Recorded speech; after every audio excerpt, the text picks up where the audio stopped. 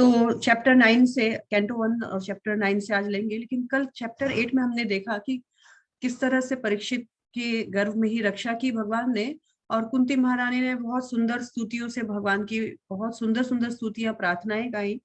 इसके बाद अब भगवान जो है, क्योंकि ऑलरेडी जाने के लिए तैयार थे, तो भगवान जाना चाह रहे थे, लेकिन युधिष्ठिर महाराज ने उनको रोका। और युधिष्ठिर महाराज नहीं चाहते थे कि अभी वो जाएं, क्योंकि युधिष्ठिर महाराज अभी भी बहुत शोक संतप्त में थे कि सिर्फ और सिर्फ मुझे राज्य सिंहासन पे बिठाने के लिए इतना घमासान युद्ध हुआ। और घमासान युद्ध भी क्या हुआ, तो 18 दिन में, श्रील प्रभुपाद के परपट में हम लोगों को पता चलता है कि 18 दिन में 64 करोड़ जो लोग हैं वो मरे थे उस युद्ध में, और कई लोग भागे थे, कई लोग जख्मी हुए, सो अलग।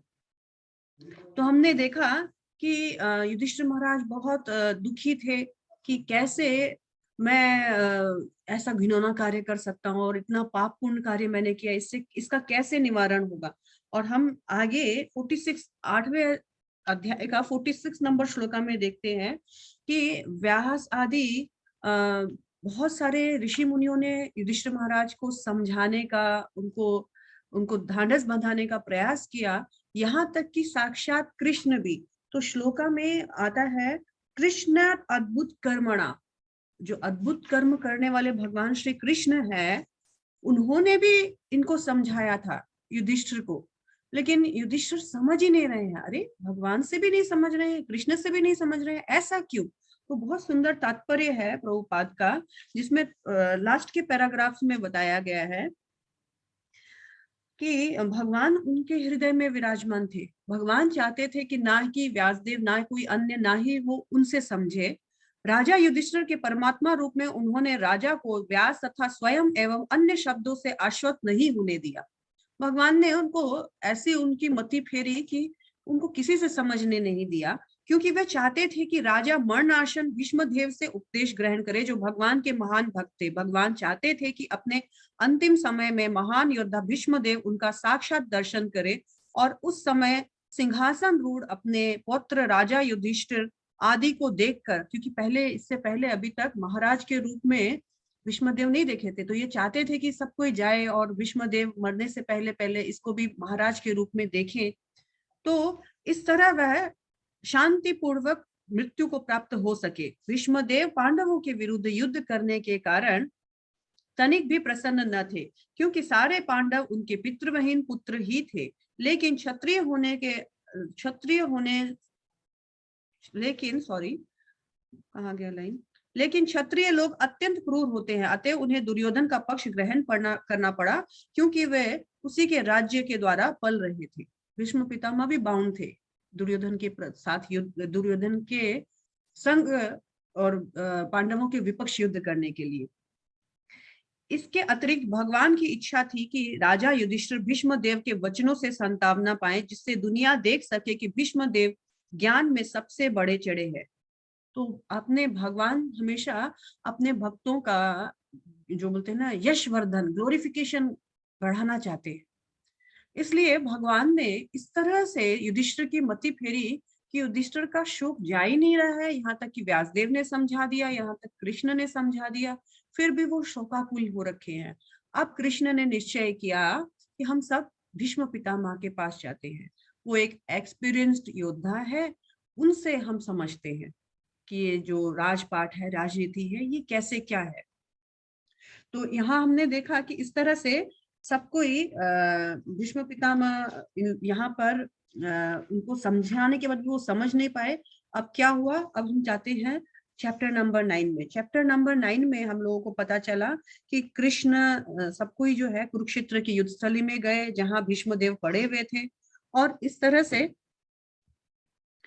भीष्म पितामह जो है कुरुक्षेत्र की भूमि में सेज, तीरों की सेज पर सोए हुए थे।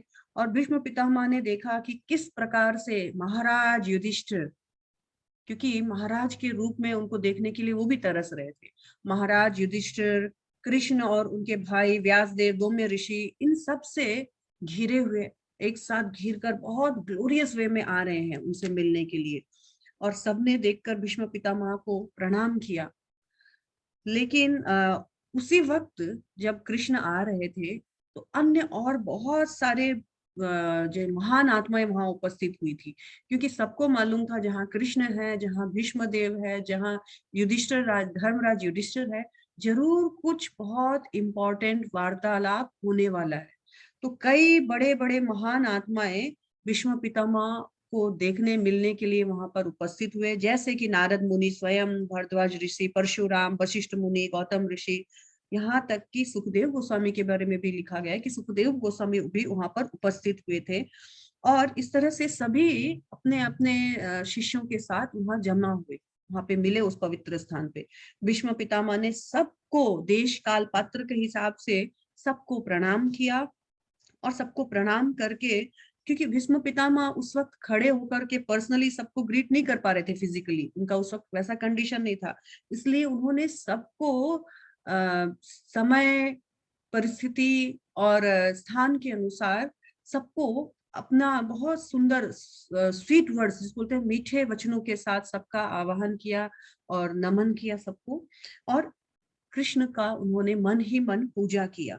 और इस तरह से सभी को उन्होंने आवाहन करा, सबका उन्होंने वेलकम सबको किया अपनी तरफ से। अब भीष्म पितामह जो है वो पांडवों को समझा रहे हैं, या फिर पांडवों का थोड़ा गुणानुकीर्तन कर रहे हैं कि देखो, 12वां नंबर श्लोका जो है वो आप निकाल सकते हैं, 9वां अध्याय का 12वां नंबर श्लोका। उसमें बताया गया है कि अहो कष्टम अहो अन्यायम युद्धयम धर्म नंदना जीवन तो नार्थम क्लिष्टम विप्र धर्म अच्युताश्रया। विप्र धर्म अच्युत आश्रया, ये बहुत इंपॉर्टेंट लाइन है जिसमें कि बताया गया है, ओ देखो, एक्चुअली तुम लोग के ऊपर अनेक प्रकार की विपदाएं आई, और ऐसी बड़ी बड़ी विपदाएं आई कि तुम लोग का शायद जीवित रहना संभव ही नहीं होता। लेकिन हर विपदाओं से हर प्रकार की विपदाओं से तुम्हारा रक्षा हुआ। पता है क्यों? ऐसे वो पांडवों को बोल रहे हैं, पता है क्यों? क्योंकि तुम लोग विप्र धर्म अच्युत आश्रय थे। तुम लोग ब्राह्मणों के द्वारा, तुम लोग धर्म के द्वारा, और साक्षात अच्युत मतलब भगवान श्री कृष्ण के द्वारा सुरक्षा प्रदान हो रही थी तुम लोगों को, क्योंकि तुम इनके आश्रय में थे। इसलिए इस श्लोका से हमको पता चलता है कि हमेशा हमें धर्म, भगवान और वैष्णवों का आश्रय में रहना चाहिए, तब हमारे समस्त प्रकार की विपदाओं से रक्षा हो सकती है। और भीष्म पितामह ने इतना सुंदर उनको बात बताया, और उसके बाद में उन्होंने कहा कि हाँ, मैं देख रहा हूँ कि काल का प्रभाव किस तरह से तुम्हारे जीवन में पड़ा। तुम और यहाँ तक कि तुम्हारी माँ कुंती भी हमेशा कष्टों भरा जीवन तुम लोगों ने बिताया, परंतु फिर भी तुम लोगों का हर प्रकार से रक्षा हुआ, क्योंकि विप्र धर्म और अच्युत का आश्रय तुम लोगों ने लिया था। और देखो, ये सब एक्चुअली भगवान की ही प्लानिंग है। हम लोग नहीं जानते हैं कि भगवान का क्या प्लानिंग है। तो हम लोगों को कई बार इस तरह की विपदाओं का सामना करना पड़ता है। तो हम लोगों को क्या करना चाहिए?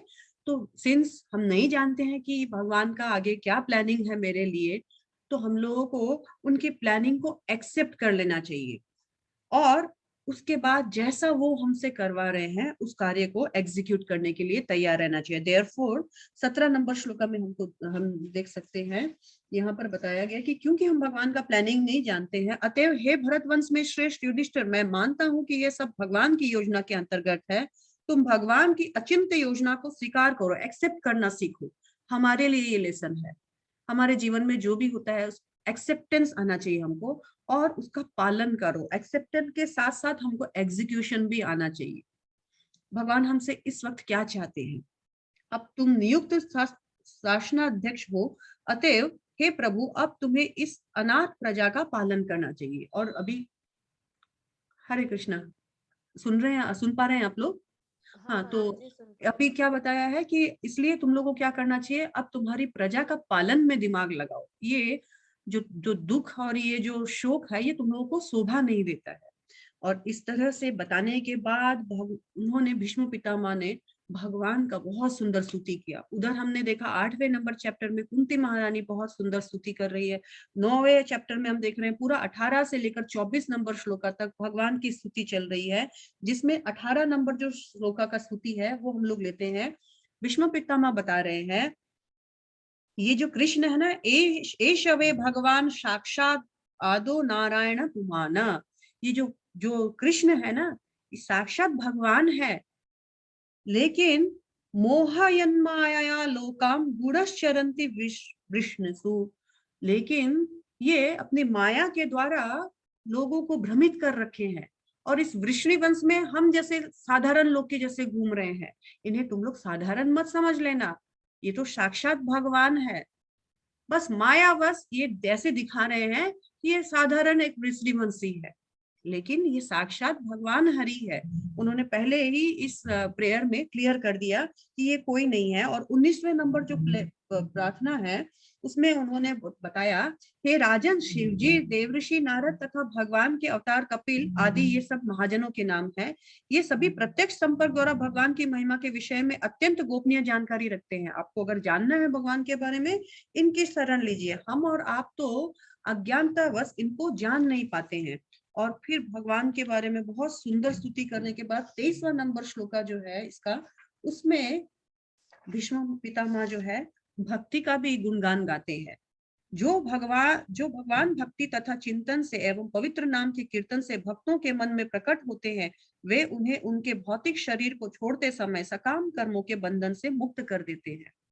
यानी जो भगवान इतने दयालु है, जो भी इनके नाम की शरण लेता है या अपने मन को भगवान के चिंतन में लगाता है, भगवान तुरंत जब भी ये भौतिक शरीर छोड़ते हैं, इन जीवात्माओं को समस्त पापों से और उनके कर्म बंधनों से तुरंत मुक्त कर देते हैं। ऐसा भीष्म पितामह ने बताया। और 24वां नंबर जो श्लोका है उसमें तो वो भगवान से प्रार्थना कर रहे हैं, चतुर्भुज रूप तथा उगते सूर्य की भांति अरुण नेत्रों से युक्त सुंदर रीति से सजाए मुस्कुराते कमल पुष्प वाले मेरे भगवान, आप उस क्षण तक यही मेरी प्रतीक्षा करें जब तक मैं अपना यह भौतिक शरीर छोड़ न दूं। प्रार्थना कर रहे हैं कि प्लीज यहाँ पर तब तक रुकिएगा जब तक मैं अपनी अंतिम सांस ना ले लूं। मैं आपका सुंदर मुखमंडल देख देख कर इस संसार से जाना चाहता हूँ। यही भागवत गीता का श्लोका भी है कि अंत काले भगवान का, सॉरी हमने भागवत गीता का नहीं, ये भागवतम में और एक है, अंत काल में जो मेरा स्मरण कर लेता है तो उसका निश्चित है भगवत धाम। और हमने भी देखा भागवत गीता में बताया गया है कि जो अंत काल में ये शरीर छोड़ देता है, यम यम वापिस स्मरण भावम तज्जत अंते कलेवरम, जो अंत समय में ये कलेवर, ये शरीर छोड़ते वक्त भगवान को स्मरण करता है, वो भगवान के धाम को जाता है। और जो कुछ और स्मरण करता है तो वो फिर वैसी गति को प्राप्त करता है। तो हमने यहाँ देखा कि भीष्म पितामह जानते हैं कि शरीर छोड़ते वक्त भगवान का स्मरण कितना जरूरी है। वो प्रेयर कर रहे हैं, प्रार्थना कर रहे हैं, कृपया मेरे अंत समय तक यहीं पर बने रहिएगा भगवान, मेरी आपसे प्रार्थना है। और 28वें नंबर श्लोका में, क्योंकि भगवान भीष्म पितामह के माध्यम से युधिष्ठिर को धर्म के ज्ञान के बारे में उसका जो शोक है वो दूर करने के लिए लेकर आए थे, अब भीष्म पितामह ने 25वें नंबर श्लोका से 28वें नंबर श्लोका में युधिष्ठिर महाराज को वर्णाश्रम धर्म, वैराग्य धर्म, दान धर्म, राजा धर्म, मोक्ष धर्म, स्त्री धर्म, भागवत धर्म, इन सब धर्मों के बारे में बता करके उनको लाभान्वित किया। और इस तरह से जब वो बता ही रहे थे, उन्होंने देखा कि ये अब उचित समय आ गया है मेरा शरीर त्याग करने का, क्योंकि उत्तरायण का जो समय है, इस समय के लिए तो बड़े बड़े योगी मुनि जो है वो इंतजार करते हैं अपना शरीर त्यागने के लिए। और भीष्म पितामह को इच्छा मृत्यु का वरदान था। वो सोच रहे थे इस वक्त कृष्ण भी मेरे सामने है, उत्तरायण भी है, क्यों ना इसी वक्त शरीर त्याग कर दिया जाए। तो उन्होंने सारी बातों को वहीं पर समापन किया और अपना मन और बुद्धि को भगवान पर नियोजित किया, फोकस किया भगवान पर।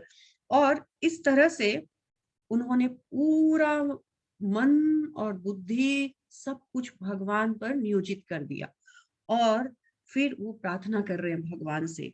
32 नंबर श्लोका में वो प्रार्थना जो है हम देख सकते हैं। 32 नंबर श्लोका,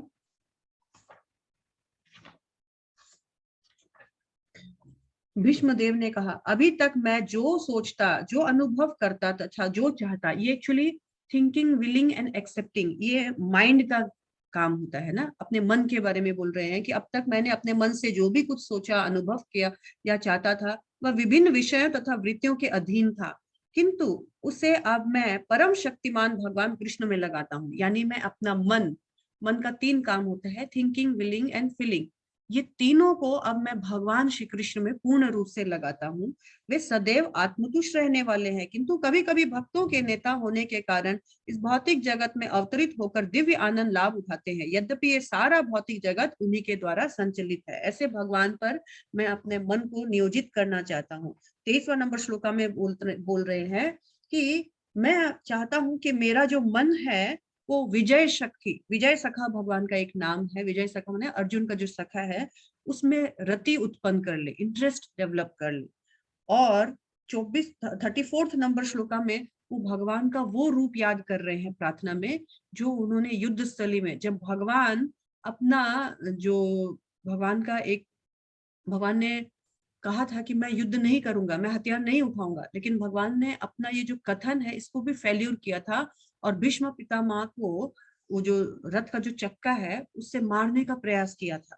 तो जब भगवान का पूरे फेस में धूल धूल हो गई थी, पसीना टपक रहा था, भगवान को भीष्म पितामह ने यहाँ पर तीर से थोड़ा सा घायल भी किया था, वो रूप याद कर रहे हैं। कितना सुंदर मनमोहक रूप था। और इस तरह से याद करके लास्ट में वो बता रहे हैं कि मैं 38 नंबर श्लोका देखिएगा, 38 नंबर श्लोका में वो बता रहे हैं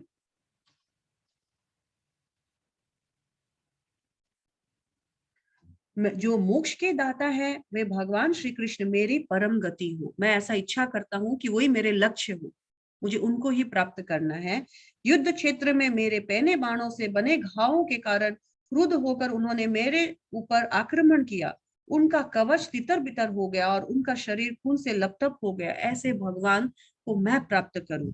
और इस तरह से उन्होंने कहकर अपनी प्रार्थनाओं को समेटा और फिर पूर्ण रूप से शांत होकर, एकाग्रचित्त होकर भगवान को देखते देखते उन्होंने अपनी सांसों को छोड़ा। और इसके साथ साथ वहां पर खूब देव, जो कहा जाता है कि आसमान से पुष्प वृष्टि होने लग गई भीष्म पितामह के शरीर के ऊपर, कि वो शुद्ध भक्त थे भगवान के। और देवता जो है दुबदुबियां मतलब जो म्यूजिकल ड्रम्स वगैरह आदि हैं वो सब बजाने लग गए। बहुत हर्ष का, उल्लास का समय था कि एक शुद्ध भक्त अपने धाम को वापस पहुंच रहा है, अपने ओरिजिनल घर को वापस पहुंच रहा है। और फिर युधिष्ठिर आदि सभी ने मिल करके भीष्म पितामह का जो अंतिम संस्कार वगैरह है वो वहां पर किया। और इस तरह से जब कृष्ण आदि सब जा रहे थे तो सभी ऋषि जो भी एकत्र, तो वहां पे अन्य ऋषिगण थे, सब ने भगवान को प्रणाम किया, परिक्रमा किया और सब अपने अपने स्थान पर आ गए। यहाँ पर भगवान युधिष्ठिर आदि पांडवों को लेकर के वापस से हस्तिनापुर आ गए। और इस तरह से हस्तिनापुर गए तो बाकी लोगों को बताया कि किस तरह से भीष्म पितामह अपना शरीर जो है त्याग दिए। तो वहां पर जो जितने भी हैं, कुंती, धृतराष्ट्र और गांधारी आदि जितने भी थे, उनको सबको ढांढस बंधाई और भगवान थोड़े दिन अभी युधिष्ठिर के साथ ही रहेंगे। तो ये हमने देखा कि किस तरह से 9वां चैप्टर जो है भीष्म पितामह का गुणगान गा रहे हैं। एक्चुअली भगवान की इच्छा थी कि मैं मरते मरते भीष्म पितामह को अपना दर्शन दूं और भीष्म पितामह का गुणगान यशोवर्धन करके आऊं। और फिर देखा हमने कि युधिष्ठिर महाराज जो है वो अपना राजपाट संभाल रहे हैं और यही नहीं, बहुत सुंदर तरीके से संभाल रहे हैं। तो शौनक आदि ने पूछा कि अब युधिष्ठिर महाराज जो अपना राजपाट चला रहे हैं तो कैसा चला रहा है, सब व्यवस्थित रूप से चल रहा है? तो बाद में सूत गोस्वामी ने उत्तर दिया, हाँ, उनके भाई जो है उनको फुल सपोर्ट कर रहे हैं और बहुत सुंदर राम राज्य जैसा इनका युधिष्ठिर महाराज का राज्य चल रहा है। बहुत इनका जो इनकी जो प्रजा है बहुत प्रसन्न है, इनका राज्य जो है बहुत समृद्ध राज्य है और सब मिल करके बहुत सुंदर से राजपाट चला रहे हैं। तो फिर बताया कि जब इस तरह से कई दिन हो गए, अब कृष्ण बहुत दिन हो गए अपने घर वापस जाना चाहते हैं। तो कृष्ण ने सबसे अनुमति ली कि देखिए बहुत दिन हो गया, अब द्वारिका जाना है। तो द्वारिका जाने के लिए जब अनुमति ले रहे थे, 12वां नंबर श्लोका देखते हैं हम, 10वें नंबर चैप्टर का 12वां नंबर श्लोका। मैं पूरा श्लोका रिसाइट नहीं करूंगी। इसमें है सत्संगात मुक्त संगः तुम न उच्चसते बुद्ध कीर्तनया मनश यश तस्मिन् नाद्यसुधीयते। तो यहाँ पर जिस श्लोका में बताया, इस श्लोका में बताया गया है कि ये क्या करते थे, तो अपने एक साथ बैठकर भोजन भी करते थे, भगवान के साथ आदान प्रदान करते थे, बातें शेयर करते थे। वो जो हमने उपदेशामृत में देखा, ददाति प्रति गृह्णाति गुह्यम अख्यति पृच्छति, वो सारा जो भी 6 प्रकार का लविंग एक्सचेंजेस, प्रीति लक्षण जो हमने देखा था, वो यहाँ कृष्ण और पांडवों के मध्य था। इतना इनका घनिष्ठ संबंध था। तो कहा जाता है जब ये 6 प्रकार के प्रीति लक्षण भक्तों के साथ या भगवान के साथ होते हैं तो हमारा आध्यात्मिक उन्नति होता है। यही 6 प्रकार के लक्षण अगर किसी मटेरियलिस्टिक लोग के साथ हम करते हैं तो हमारा भौतिक उन्नति होता है। तो यहाँ पर इतना घनिष्ठ संबंध था कृष्ण का और पांडवों का। अब भगवान बोल रहे हैं मैं जाऊंगा। सोचिए कितना वो जो विरह है वो कितना इनटॉलरेबल होगा, कितना असहनीय होगा। तो यहाँ पर जो 10वां चैप्टर जो है वो विप्रलंब भाव बता रहा है भगवान का। विप्रलंब भाव क्या होता है? सेपरेशन फीलिंग, इतना घनिष्ठ संबंध। और अब भगवान बोल रहे हैं कि मैं जा रहा हूं। तो जा रहा हूं तो क्या है, सबका हृदय जो है वो दुख से भर गया और सब एक टक आंख से भगवान को देख रहे हैं। फिर पता नहीं कब देखने को मिलेंगे भगवान। अपनी आंख भी, पलक भी नहीं झपक रहे हैं। स्त्रियों को रोना आ रहा है लेकिन स्त्रियां अपने आंसू को पी रही है, ये सोच करके कि कहीं अभी यात्रा करने के लिए जा रहे हैं भगवान तो कहीं अमंगल प्रतीत होता है ये रोना, तो हम रोएंगे नहीं। और वहां का भगवान ने सबके साथ बहुत सुंदर से आदान प्रदान किया। जो छोटे हैं उनको प्रणाम, जो प्यार किया, बड़े हैं उनको प्रणाम किया, जो सम उम्र के हैं उनसे गला मिला। और कुंती आदि से सबसे प्रार्थना की कि मुझे अनुमति दे, युधिष्ठिर महाराज से अनुमति ली। और इस तरह भगवान जो है अपने रथ पर सवार हुए। अर्जुन भगवान के लिए एक छतरी जो है, भगवान के सिर के आगे छतरी लगा करके भगवान को बहुत बहुत अच्छे मर्यादा के साथ रथ तक लेकर जा रहा है। वहीं उद्धव और सात्यकी जो है भगवान को पंखा झल रहे हैं।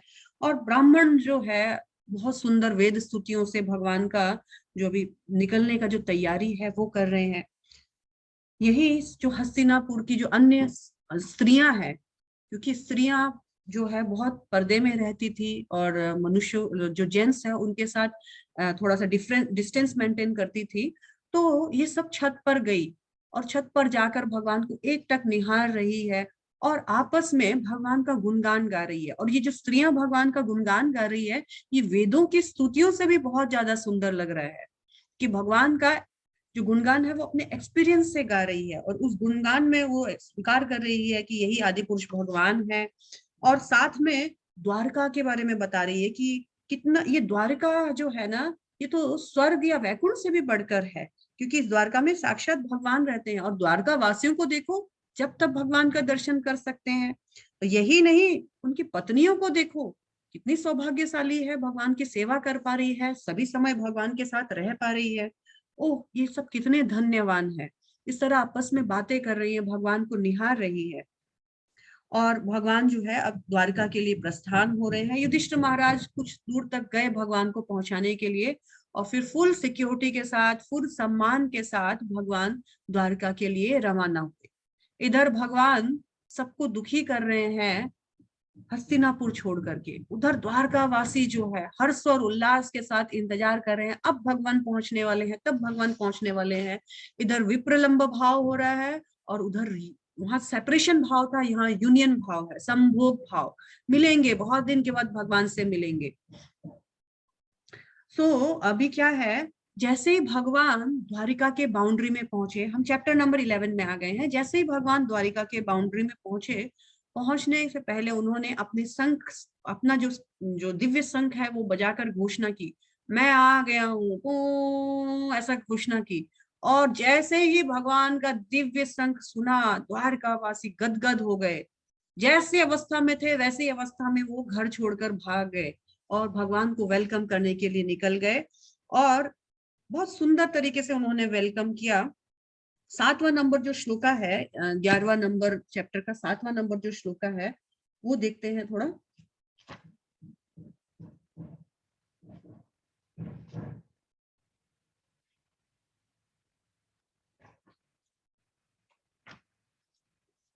इसमें कहा गया है कि हे ब्रह्मांड के सृष्टा, आप हमारे माता, शुभचिंतक, प्रभु, पिता, गुरु तथा आराध्य देव है। भावना देखिए द्वारका वासियों की, क्या कर रहे हैं, क्या बोल रहे हैं। भव विश्व भवान तमेव माता च सुहृत्पति पिता तम सद्गुरुन परमम च देवतम।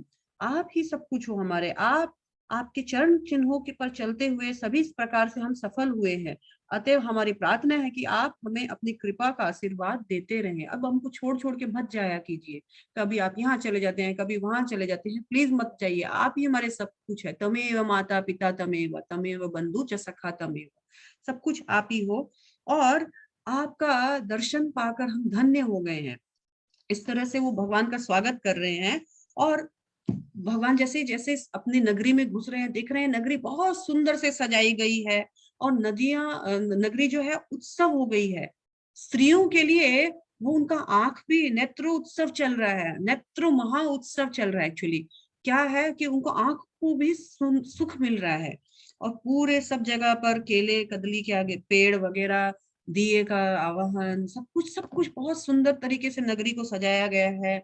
तो हम देख रहे हैं तोरण बनाए हुए हैं, फूल से सजाए गए हैं।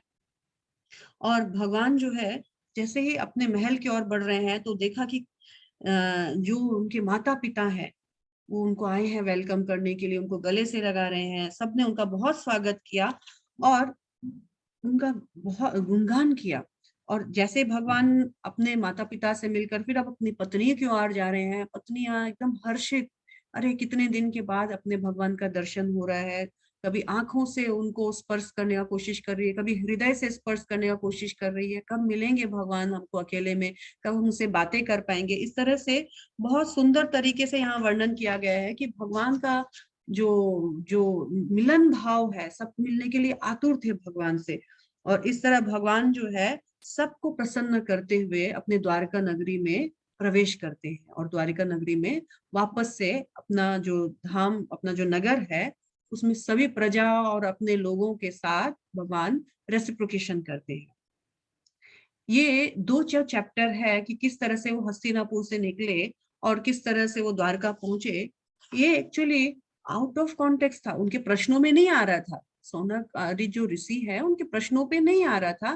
परंतु जब जब भगवान की लीला कथा होती है तो कोई बाउंड्रीज नहीं होती है। सूत गोस्वामी ने विप्रलंब भाव क्या होता है, और फिर यूनियन भाव क्या होता है, संभोग भाव क्या होता है, वो बताया। एक्चुअली ये जो फर्स्ट चैप्टर है, ये ये बहुत कुछ बता रहा है, हाईएस्ट फीलिंग बता रहा है विप्रलंब भाव का, यूनियन रीयूनियन भगवान के साथ क्या सुख है, ये महासुख है, इनके बारे में बता रहा है।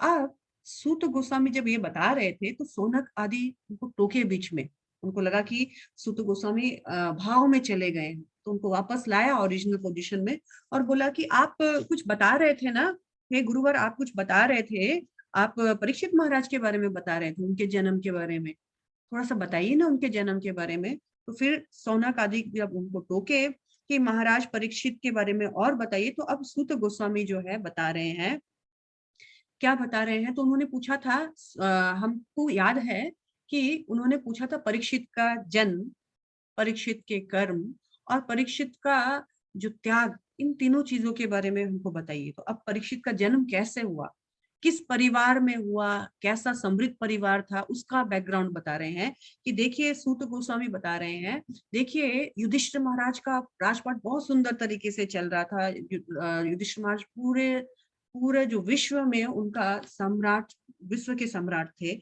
और उसी वक्त उत्तरा वहां पे आई, और उत्तरा के गर्भ में उस ऑलरेडी एक ब्रह्मास्त्र छोड़ा गया था, जिसको कि भगवान ने स्वयं गर्भ में प्रवेश करके अपने जो गदा है उससे रोका था।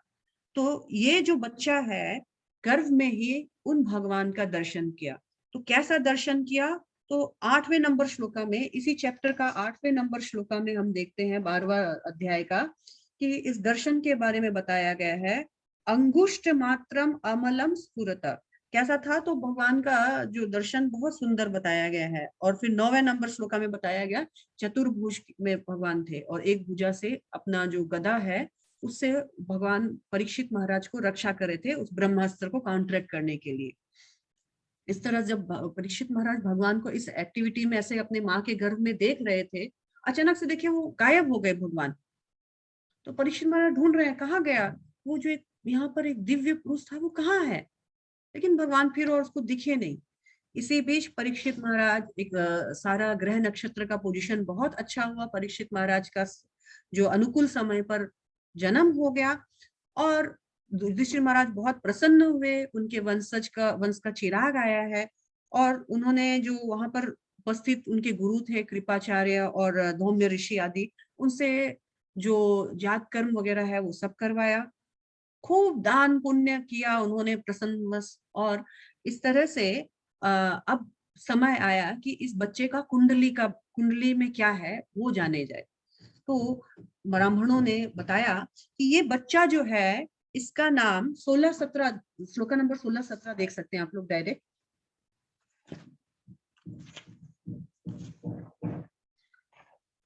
ब्राह्मणों ने कहा, यह निष्कलंक पुत्र आप पर अनुग्रह करने के लिए सर्वशक्तिमान तथा सर्वव्यापी भगवान विष्णु द्वारा बचाया गया है।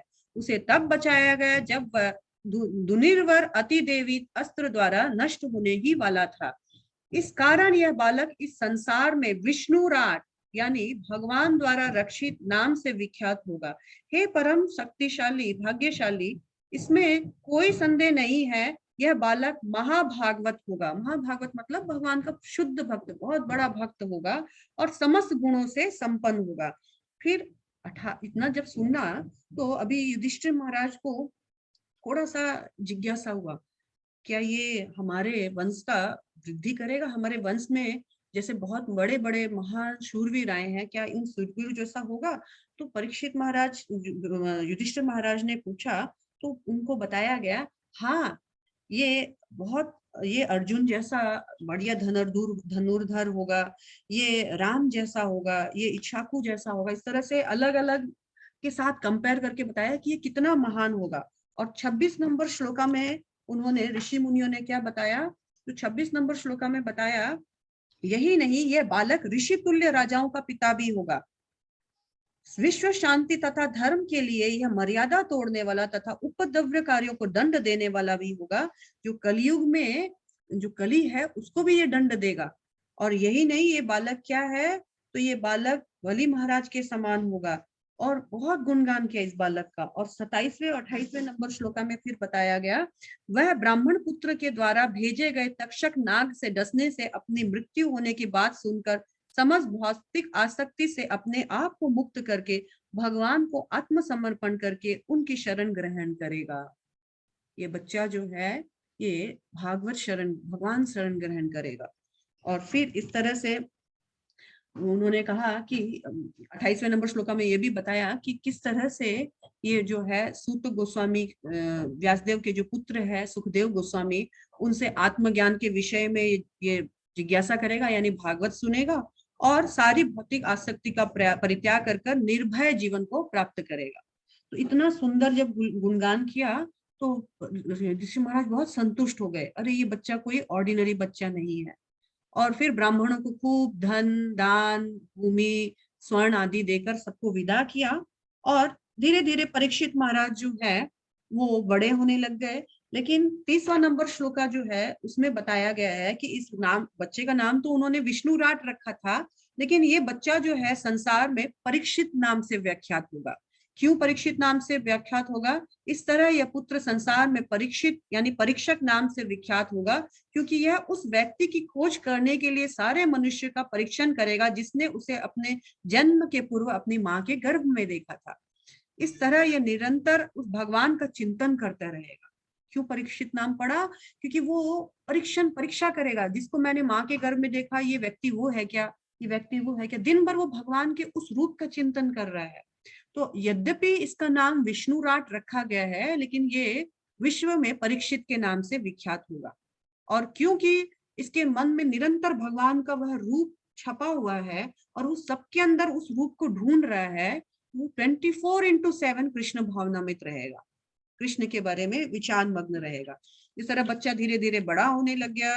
युधिष्ठिर महाराज ने सोचा कि इतना कुछ पाप वगैरह हुआ है, अपने ही घर में इतने लोगों का मृत्यु हुआ है, चलो अश्वमेध यज्ञ किया जाए, क्योंकि अश्वमेध यज्ञ जो है बहुत बड़ा यज्ञ है, इससे बहुत पापों का समाधान होता है और पुण्य होता है, तो अश्वमेध यज्ञ किया जाए। उन्होंने लगातार 3 अश्वमेध यज्ञ किए और इस तरह भगवान को भी इस अश्वमेध यज्ञ में उन्होंने निमंत्रण दिया था। भगवान आए, भगवान बहुत प्रसन्न हुए। अब इस अश्वमेध यज्ञ में भगवान आए और सब फिर युधिष्ठिर महाराज ने भगवान और सबको वहां जो भी थे सबको वहां से जब जा रहे थे सबको वहां प्रणाम करके और उचित उनको जो उस वक्त जो गेस्चर था सबको दिया, और फिर भगवान वापस अब द्वारिका जाएंगे, क्योंकि शॉर्ट टर्म के लिए आए थे अब की बार, अब लंबा समय नहीं रुके थे। तो वापस फिर जब द्वारिका गए तो इस बार भगवान अपने साथ अर्जुन को भी लेकर गए थे कि तुम भी चलो, थोड़ा दिन घूम के आते हैं, चलो।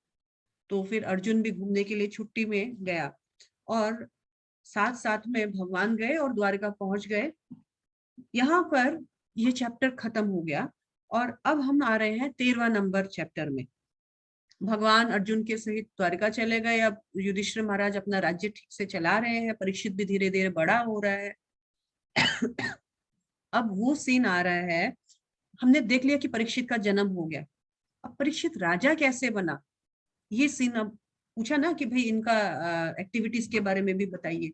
अब राजा कैसे बना, ये सीन आने के लिए ये बताना जरूरी है कि राजा तो ऑलरेडी युधिष्ठिर था, युधिष्ठिर ने राजपाट क्यों छोड़ा, क्यों परीक्षित को राजा बनाया। तो इसके लिए भी बताया है कि जब परीक्षित महाराज जब इस तरह से बड़े हो रहे थे तो साथ साथ में उसी समय विदुर का आवाहन हुआ हस्तिनापुर में। ये विदुर कौन है, तो ये विदुर जो है आगे की श्लोका में बताया गया है, आप लोग देख सकते हैं। श्लोका नंबर 14 15 श्लोका नंबर देख सकते हैं, 15वां नंबर श्लोका, विदुर के बारे में एक छोटा सा इंट्रोडक्शन किया गया है 13वां नंबर अध्याय का 15 नंबर श्लोका में। विदुर कौन है, तो ऐसे तो ये इनके फैमिली मेंबर्स है, लेकिन वास्तव में ये विदुर कोई ऑर्डिनरी जीव नहीं थे। मुंडक मुनि के द्वारा शापित होकर जब तक विदुर शूद्र का शरीर धारण किए रहे तब तक पाप कर्म करने वाले को दंडित करने के लिए यमराज के पद पर अर्यमाकार करने लगे। ये विदुर जो है एक्चुअली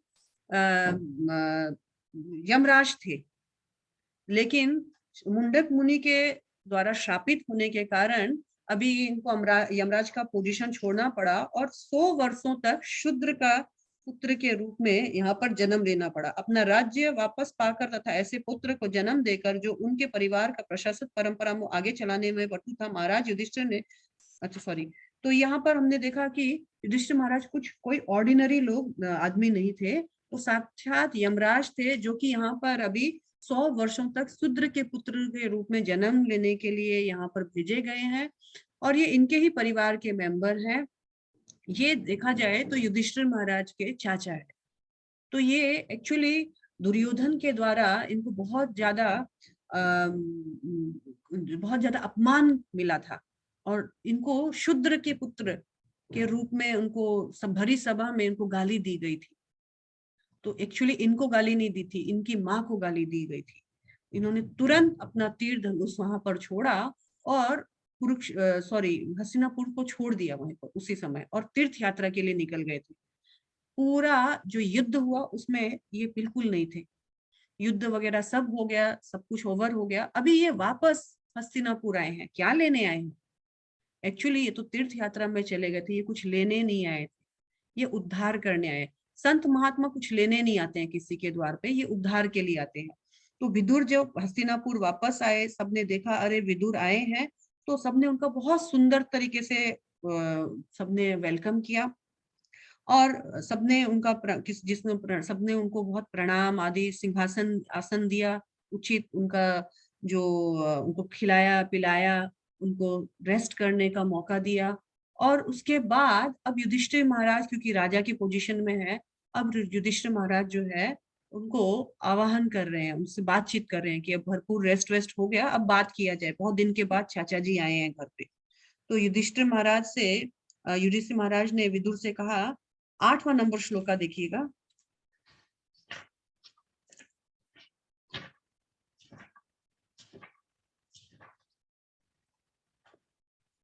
महाराज युधिष्ठिर ने कहा, हे चाचा, क्या आपको याद है आपने किस तरह सदा हमारी माता और हम सबकी समस्त प्रकार की विपत्तियों से रक्षा की। आपके पक्षपात ने पक्षियों के पंखों के समान हमें विषपान तथा अग्निदाह से बचाया। आप सदैव हमारी रक्षा के लिए उसी तरह तैयार खड़े रहते थे जैसे पक्षी जो है अपने बच्चों को, चूजों को अपने पंख से हमेशा बचा के रखता था, किसी भी प्रकार की विपदा से बचाता था। तो हमें याद है कि आपने सदैव हमारे लिए बहुत कष्ट उठाए और हमको सदैव विपत्तियों से बचाने के लिए आप खड़े रहते थे हमारे आगे आगे। क्या आप इतने दिन जो यात्रा कर रहे थे सब कुशल था? आपका सब कुछ ठीक रहा? आपने कौन कौन से तीर्थ यात्राओं के भ्रमण की? और 10वां नंबर श्लोका जो है बहुत सुंदर श्लोका है, हमें उससे शिक्षा लेनी चाहिए। उसमें लिखा है, हे प्रभु, आप जैसे भक्त निश्चय ही साक्षात पवित्र स्थान होते हैं। आप लोग साक्षात दो पवित्र स्थान जैसे होते हैं, मतलब शुद्ध भक्तों के लिए कहा गया है। They are walking talking holy places. एक होली प्लेसेस होता है जो फिक्स्ड होता है, लेकिन शुद्ध भक्त क्या है? Walking talking holy places. बात से और अपने उपस्थिति से शुद्ध कर देते हैं लोगों को, घूमते रहते हैं ये। तो क्योंकि आप भगवान को अपने हृदय में धारण करने वाले हैं, अतएव आप समस्त स्थानों में, तीर्थ स्थानों में परिणत कर देते हैं। आप जिस स्थान को जाते हैं उसी को तीर्थ में बदल देते हैं। तुम्हारे हृदय सदा गोविंद विश्राम, तुम्हारा हृदय सदा गोविंद विश्राम, वैष्णवे कहे तुम्हें गोविंद प्रणाम। तुम तो गोविंद के प्राण हो, गोविंद तो तुम्हारे हृदय में बसते हैं। तुम जहां जाते हो ओ वैष्णव, तुम उस जगह को शुद्ध कर देते हो। तो यहाँ पर हमने देखा कि कितना सुंदर उन्होंने ग्लोरिफिकेशन किया अपने चाचा का कि आप साक्षात तीर्थ हो। आज आप नहीं, हमारे घर में तीर्थ आए हैं।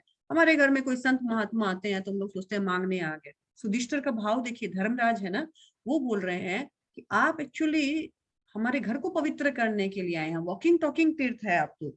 और फिर उन्होंने पूछा, आप जब आ रहे थे तो द्वारका से होते हुए आए होंगे, भगवान कृष्ण आदि सब सही है क्या? और तब तक कृष्ण चले गए थे, कृष्ण ऑलरेडी डिपार्ट हो गए थे, लेकिन ना इन्होंने बताया, ना उन्होंने कुछ इशारा किया कि वो चले गए। और विदुर जो है बताया नहीं बिल्कुल भी। क्यों नहीं बताया? विदुर को बता देना चाहिए था, क्योंकि एक्चुअली आज का जो युग है ना, इसमें यहाँ सोशल मीडिया या हम लोग जो है किसी के घर में कुछ गलत होता है तो बहुत सुंदर से प्रचार करते हैं। कोई नहीं भी जानना चाहता है तो सबको बताएंगे, पता है मेरी फ्रेंड के घर में एक ऐसा ऐसा, उसकी फ्रेंड के साथ मेरा कोई लेना देना, लेकिन उसके सारा घर का बुराई मेरे को बताया दिया जाएगा। ये सोशल मीडिया और आज के लोगों का काम है। लेकिन पहले कोई भी निगेटिव बात होती थी उसको तो छुपाया जाता था, दबाया जाता था, जिससे दूसरे को शोक ना हो कोई भी। तो यहाँ आगे हम देखते हैं कि विदुर आए, लेकिन विदुर का क्या मकसद था? विदुर एक्चुअली धृतराष्ट्र के पास आए थे। धृतराष्ट्र इनका भाई था, उसके पास आए थे। उन्होंने देखा ये धृतराष्ट्र कैसा इंसान है, सारे जीवन इन बच्चों को मारने का प्रयास करता था, इनसे राज्य छीना, अब इसके अपने बच्चे मर गए, अब वो इनकी शरण में आ गया और बेशरम के जैसे अभी भी इनके टुकड़े के रोटी खा रहा है और मरने चला। अभी तक कोई आत्म साक्षात्कार का कोई बात ही नहीं है। इसका जाते हैं उद्धार करके आते हैं। तो इन्होंने सबसे पहले अपने भाई को बोला, हे राजन, जबकि वो राजा नहीं था लेकिन उसको व्यंग पूर्वक बोला, हे राजन देखो, तुम्हारा स्थिति तो देखो, तुम मरने चला, लेकिन अभी तक तुमको एहसास नहीं हो रहा है तुम मरने चल रहा है। मैं तुमको बता देता हूँ, 19वां नंबर श्लोका अगर आप लोग देखना चाहते हैं मैं क्या पढ़ रही हूँ, तो 19वां नंबर श्लोका देख सकते हैं कि वहां बता रहे हैं विदुर जी कि इस भौतिक संसार में कोई भी व्यक्ति इस भयावह स्थिति का उपचार नहीं कर सका है, मृत्यु से कोई नहीं बच सका है। हे प्रभु, शाश्वत काल के रूप में भगवान हम सबके पास आ पहुंचते हैं मृत्यु के रूप में। आप जीते जी भगवान के शरणागत हो जाइए, या मरने के वक्त भगवान जबरदस्ती अपने शरण में आपको लेकर जाएंगे मृत्यु के रूप में। कोई भी मृत्यु से नहीं बच सका है। और 20वां नंबर श्लोका में बताया, जो भी परम काल है के प्रभाव में रहता है उसे अपने सर्वोपरि प्रिय जीवन काल को अर्पित करना पड़ता है। उसको ना चाहते हुए भी काल इतना पावरफुल है कि आपका सब कुछ, क्या अन्य सभी वस्तुएं जैसे धन, सम्मान, संतान, भूमि, घर, सब कुछ आपका हर लेगा। आप नहीं देना चाहोगे स्व इच्छा से तो जबरदस्ती काल आपसे ले लेगा। आपका सारा मान सम्मान, ये धन यौवन पुत्र परिजन, इते के आचे परती तेरे, सब यही रह जाएगा। ये शिक्षा विदुर अपने बड़े भाई को दे रहा है, छोटा भाई बड़े भाई को दे रहा है। यानी भक्ति जीवन में कोई छोटा बड़ा नहीं होता है, जो जो कृष्ण तत्व वेता से गुरु होए। फिर देखा कि तुम देखो किस तरह से हमारे सारे संबंधी मर गए, तुमको नहीं लगता है कि तुम भी एक दिन मर जाओगे? अरे क्या बेशर्मों के जैसे तुम इनके घर में टुकड़े खा रहे हो। और 22वां नंबर श्लोका जो है वो विदर्ण करने वाला श्लोका है। इसमें बता रहा है आप जन्म से तो अंधे थे और हाल ही में आप बहरे भी हो गए। देखिए ओल्ड एज के कारण आपको सुनना भी कम हो गया है, आपकी स्मृति भी कम हो गई है और बुद्धि विचलित हो गई है, आपके दांत हिल चुके हैं, आपका यकृत खराब, आपका डाइजेशन पावर जो है वो खराब हो चुका है और आपका कफ बार बार निकलते रहता है, खांसी का प्रॉब्लम आ गया है। ये सारा सिम्टम्स है कि आप बहुत शीघ्र ही मरने वाले हैं। आपका शरीर जो है वो पुराना वस्त्र की जैसे फट रहा है। तो ओह, जीव में जीवित रहने की कितनी प्रबल इच्छा होती है, कोई मरना नहीं चाहता है। निश्चय ही आप एक घरेलू कुत्ते के भांति है। बहुत बहुत ज्यादा विदीर्ण करने वाला बात है, कुत्ता का भांति उनको बताया गया है, जो भीम द्वारा दिए गए जूठन खा रहे हैं, उनको चेस्टाइज कर रहा है ताकि उनके मन में ग्लानि हो।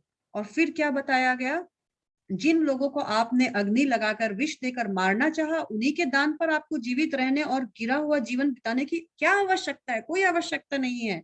आपने उनकी एक पत्नी का अपमान किया और उनका सारा राज्य छीन लिया, तो आप धीर बनो। 26वां नंबर श्लोका में उन्होंने कहा कि अब तो धीर बनो। धीर मतलब क्या होता है? जो किसी अज्ञात सुदूर स्थान को चला जाता है और सारे बंधनों से मुक्त होकर अपनी भौतिक शरीर को तब त्यागता है जब वह व्यर्थ हो जाता है, वह धीर कहलाता है। एटलीस्ट अब तो कहीं जा करके थोड़ा सा मेडिटेशन आदि करो और अपने शरीर को सही रूप से त्यागने का तैयारी करो, धीर तो बनो। एक्चुअली मनुष्य जीवन क्या उद्देश्य क्या था? 27वां नंबर श्लोक है।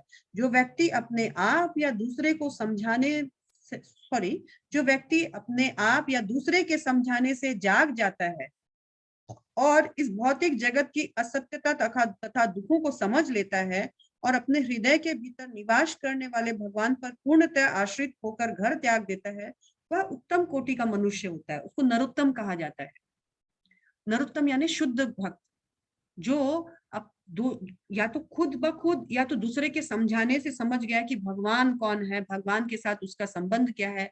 ये भौतिक जगत तो नश्वर है, ये आज नहीं तो कल यहाँ से तुमको जाना है, ये टेम्पररी तुम्हारा ठिकाना है। जो इन बातों को किसी के समझाने से समझ जाता है उसको नरोत्तम कहा गया है। फिर वो नरोत्तम अपना शरीर त्यागने का तैयारी करता है। अरे तुम नरोत्तम तो नहीं बन सकते हो, लेकिन धीर तो बनो, कम से कम कहीं उचित जगह जाकर के शरीर किस तरह त्यागना है उसको तो सीखो। और इस तरह से अपने भाई को उन्होंने बहुत खरी खोटी सुनाई और उनके हृदय में ऐसा घाव लगाया, उनको समझ में आ गया कि मैं गलत कर रहा हूँ, अब मुझे कुछ करना चाहिए। तो धृतराष्ट्र चुपचाप से विदुर के साथ अपनी पत्नी के सहित कहाँ चले गए? वन की ओर चले गए और वहां जाकर नॉर्थ की ओर चले गए। नॉर्थ की ओर जाते वक्त उन्होंने अपने भाई किसी को बताया नहीं। दूसरे दिन युधिष्ठिर महाराज जब सुबह आए इनसे मिलने के लिए, देखा नहीं है, तो ये बहुत घबरा गए कि मुझसे कोई गलती हो गई क्या, कि मुझे इस उम्र में उन लोगों को छोड़कर जाना पड़ा सब कुछ। वो उनके जो संजय जो है उनके सेना, जो उनके एडवाइजर थे, उनसे पूछा, संजय क्या आप जानते हो, आपको कुछ बता कर गए थे? क्योंकि धृतराष्ट्र आपसे बहुत घनिष्ठ रहते थे, कुछ भी बिना बताए, कुछ भी बिना पूछे कुछ नहीं करते थे। संजय भी बोला, नहीं नहीं, मेरे मालिक ने मेरे साथ चीटिंग की, मुझे कुछ नहीं बताया। अब क्या होगा? वो बहुत दुखी हो गए। युधिष्ठिर महाराज, क्या मुझसे कोई गलती हो गई? ऐसे कैसे छोड़ के जा सकते हैं? मेरे अलावा उनका कोई नहीं था, वो अंधे थे, वो बूढ़े थे, उनको उनका क्या हाल होगा, अभी वो किस अवस्था में होंगे? तभी नारद मुनि का कृपा हुआ युधिष्ठिर महाराज पर और नारद मुनि का आवाहन हुआ। नारद मुनि आए और उनको काफी कुछ समझाया, जिसमें कि उन्होंने कहा, तुम सोचते हो तुम इनका पालन कर रहे हो, अरे तुम भगवान की योजना में हस्तक्षेप मत करो। यहाँ पर एक श्लोका है, 46 नंबर श्लोका। हम लोगों का भी भ्रम रहता है, मैं सबका पालन करती हूँ, मैं नहीं हूं तो क्या हो। नारद मुनि ने इस भ्रम को युधिष्ठिर महाराज के माध्यम से हम लोगों के लिए तोड़ा है। 46 नंबर श्लोका में नारद मुनि बता रहे हैं, 5 तत्वों से निर्मित यह स्थूल भौतिक शरीर पहले से ही काल, कर्म तथा प्रकृति के गुणों पर आश्रित है। यह किसी तरह अन्यों की रक्षा कैसे कर सकता है, जबकि यह स्वयं सर्प के मुंह में पड़ा हुआ है। अरे हम खुद सांप, काल रूपी सांप के मुंह में फंसे जा रहे हैं। हम खुद अपनी रक्षा नहीं कर सकते हैं और हम अपने घर वालों की, अपने परिवार वालों की रक्षा करने का चिंता कर रहे हैं। कैसे संभव हो सकता है? जो व्यक्ति खुद काल, खुद प्रकृति के 3 गुणों और खुद अपने कर्मों के द्वारा बंधा हुआ है, वो किसी को कैसे फ्री कर सकता है, किसी किसी की रक्षा कर सकता है? हमारे लिए ये शिक्षा है। हम सोचते हैं मैं बचा लूंगी, मुझे करना है। अरे मेरा ही खुद का ठीक ठिकाना नहीं है, मैं किसी का क्या कर सकती हूँ। इस तरह से उन्होंने कहा कि अज्ञानता के कारण तुम ऐसा सोच रहे हो। इस अज्ञानता, इस दुख को छोड़ो और भगवान की जो योजना है, 48 नंबर श्लोका आप देखिएगा। 48 नंबर श्लोका में बताया गया है, अतएव हे राजन, तुम्हें एकमात्र परमेश्वर को देखना चाहिए, जो अद्वितीय है और जो विभिन्न शक्तियों से साक्षात प्रकट होते हैं और भीतर तथा बाहर दोनों है। 49, वे ही भगवान श्री कृष्ण सर्वभक्षी काल के वेश में, काल के रूप में अब संसार द्वारा देशी लोगों को सर्वनाश करने के लिए पृथ्वी पर अवतरित हुए हैं। तो तुमको अब क्या करना चाहिए? तुमको भगवान की योजना में हस्तक्षेप नहीं करना चाहिए। भगवान की योजना को समझो और उसे स्वीकार करो। और तुम 50 नंबर श्लोका में उन्होंने फिर एक इंस्ट्रक्शन दिया युधिष्ठिर महाराज को। भगवान ने देवताओं की सहायता करने का अपना कर्तव्य पहले ही पूरा कर दिया है और जो शेष है उसके लिए वे प्रतीक्षाक्षत है। तुम सभी पांडव तब तक प्रतीक्षा कर सकते हो जब तक भगवान इस धरा पर है।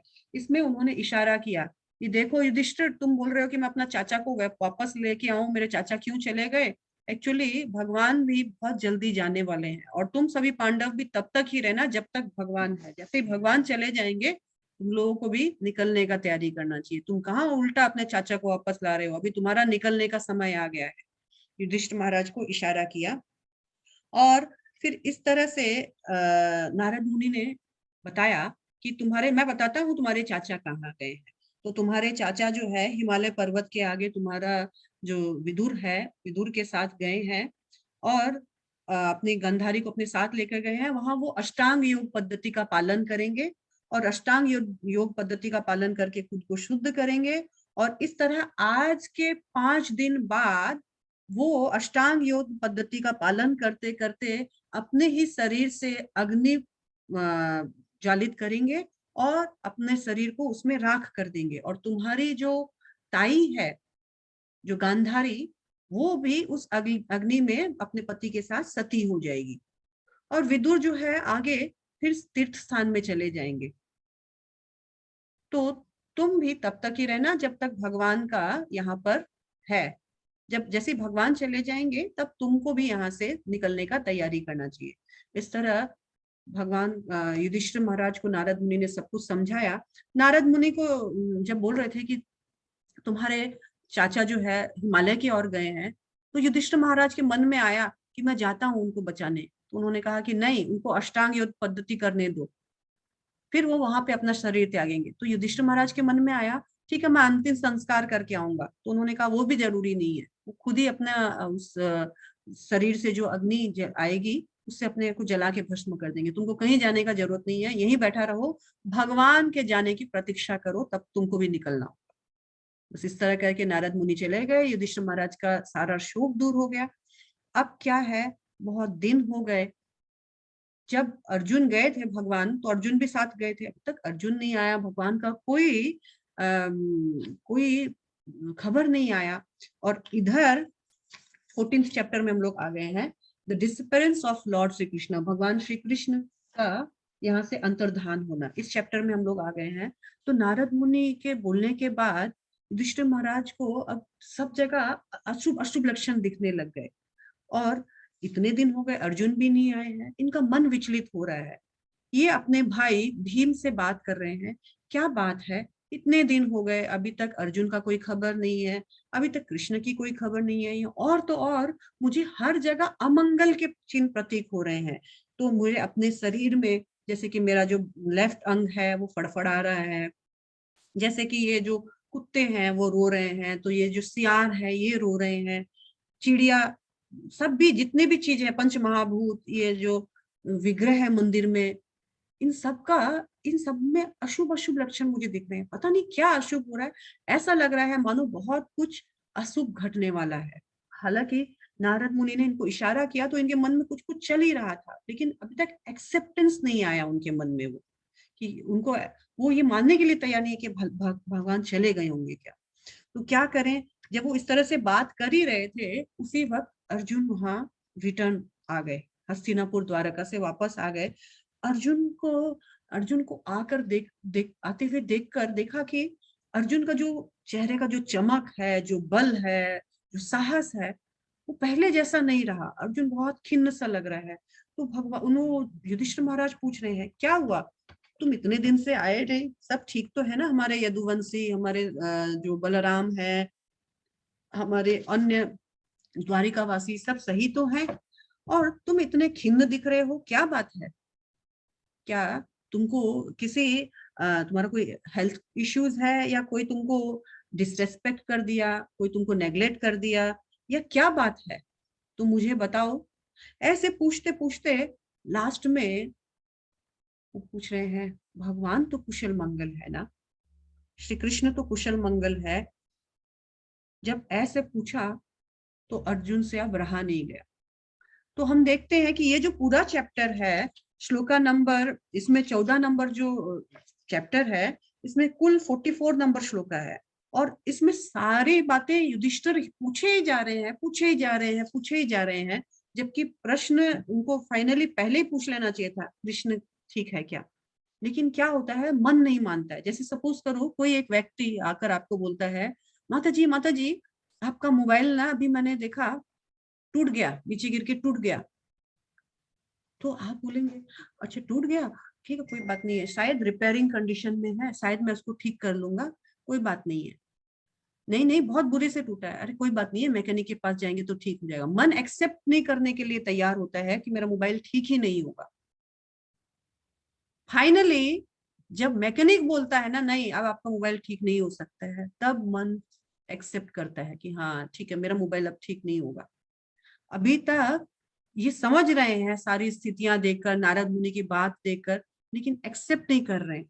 अब युधिष्ठिर महाराज से पूछ ही लिया इन्होंने, तुम तो बोल दो अपने मुख से, ताकि तुम्हारे मुंह से सुनकर मैं एक्सेप्ट करूं। यहाँ पर जब इस तरह से पूछा तो अर्जुन महात्मा ने क्या कहा, तो अर्जुन की बात सुनी तो बहुत दुखी हुए, रोने लग गए, और फिर वो कृष्ण के साथ अपने संबंध को स्मरण करने लगे। ओहो कृष्ण के साथ मेरा कितना सुंदर संबंध था। और 5वां नंबर जो श्लोका है वहां से वो बोलना स्टार्ट करते हैं अर्जुन महात्मा। तो हम निकालते हैं 15 नंबर चैप्टर का 5वां नंबर श्लोका।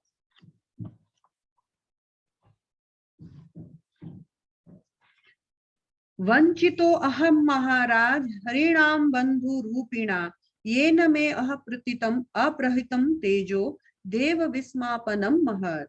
अर्जुन ने कहा, हे राजा, मुझे अपने घनिष्ठ मित्र मानने वाले भगवान हरि कृष्ण ने मुझे अकेला छोड़ दिया है। इस तरह मेरा प्रबल पराक्रम जो देवताओं तक को चकित करने वाला था, अब मुझ में नहीं रहा। एक्सेप्ट कर लिया, फाइनली बता दिया अब नहीं रहे हैं भगवान हमारे बीच में। और ये जो पीड़ा है, ये जो विरह भाव है, ये मुझसे बर्दाश्त नहीं हो रहा है। यहाँ पर कहा गया है कि भगवान गए, साथ साथ में मेरा बल भी लेकर गए। भगवान क्या गए, मेरा बल ही छीन हो गया। भगवान क्या गए, मेरे शरीर का जो बॉडीली लस्टर है, चमक है, वो भी चला गया। एक्चुअली अर्जुन महात्मा के माध्यम से हम सबको ये समझना चाहिए कि भगवान अपने भक्तों को समय आने पर कुछ देते हैं, उससे हम भगवान का सेवा कर सके, और फिर जब भगवान को जरूरत होता है भगवान अपनी दी हुई वस्तु वापस ले लेते हैं, जिससे अब उस वस्तु की हमको दरकार नहीं है। क्यों भगवान हमसे ले लेते हैं? क्योंकि इन वस्तुओं का भगवत धाम जाने के लिए अब कोई दरकार नहीं। समझ लीजिए कोई बहुत अच्छा प्रचार कर रहा है और उसका नाम रोशन हो रहा है, एक्चुअली उसका नाम उसके बलबूते पे रोशन नहीं हो रहा है, ये तो भगवान की कृपा है। तो मैंने एक लेक्चर में सुना था कि अभक्तों को जो भी भौतिक चीजें मिलती है उसके पीछे उनका कर्म का फल होता है, लेकिन भक्तों को जो भी कुछ मिलती है कर्म फल की वजह से नहीं मिलती है। भक्तों को जो भी ऐश्वर्य मिलता है वो भगवान की कृपा से मिलता है। क्यों मिलता है? ताकि उससे भगवान का और भी सेवा अच्छे से हम कर पाए, और जब भगवान को फिर दरकार होती है वो सेवा वापस ले लेते हैं भगवान उससे, क्योंकि भगवत धाम जाने के लिए उन उन चीजों का, उन पावर का कोई दरकार नहीं है।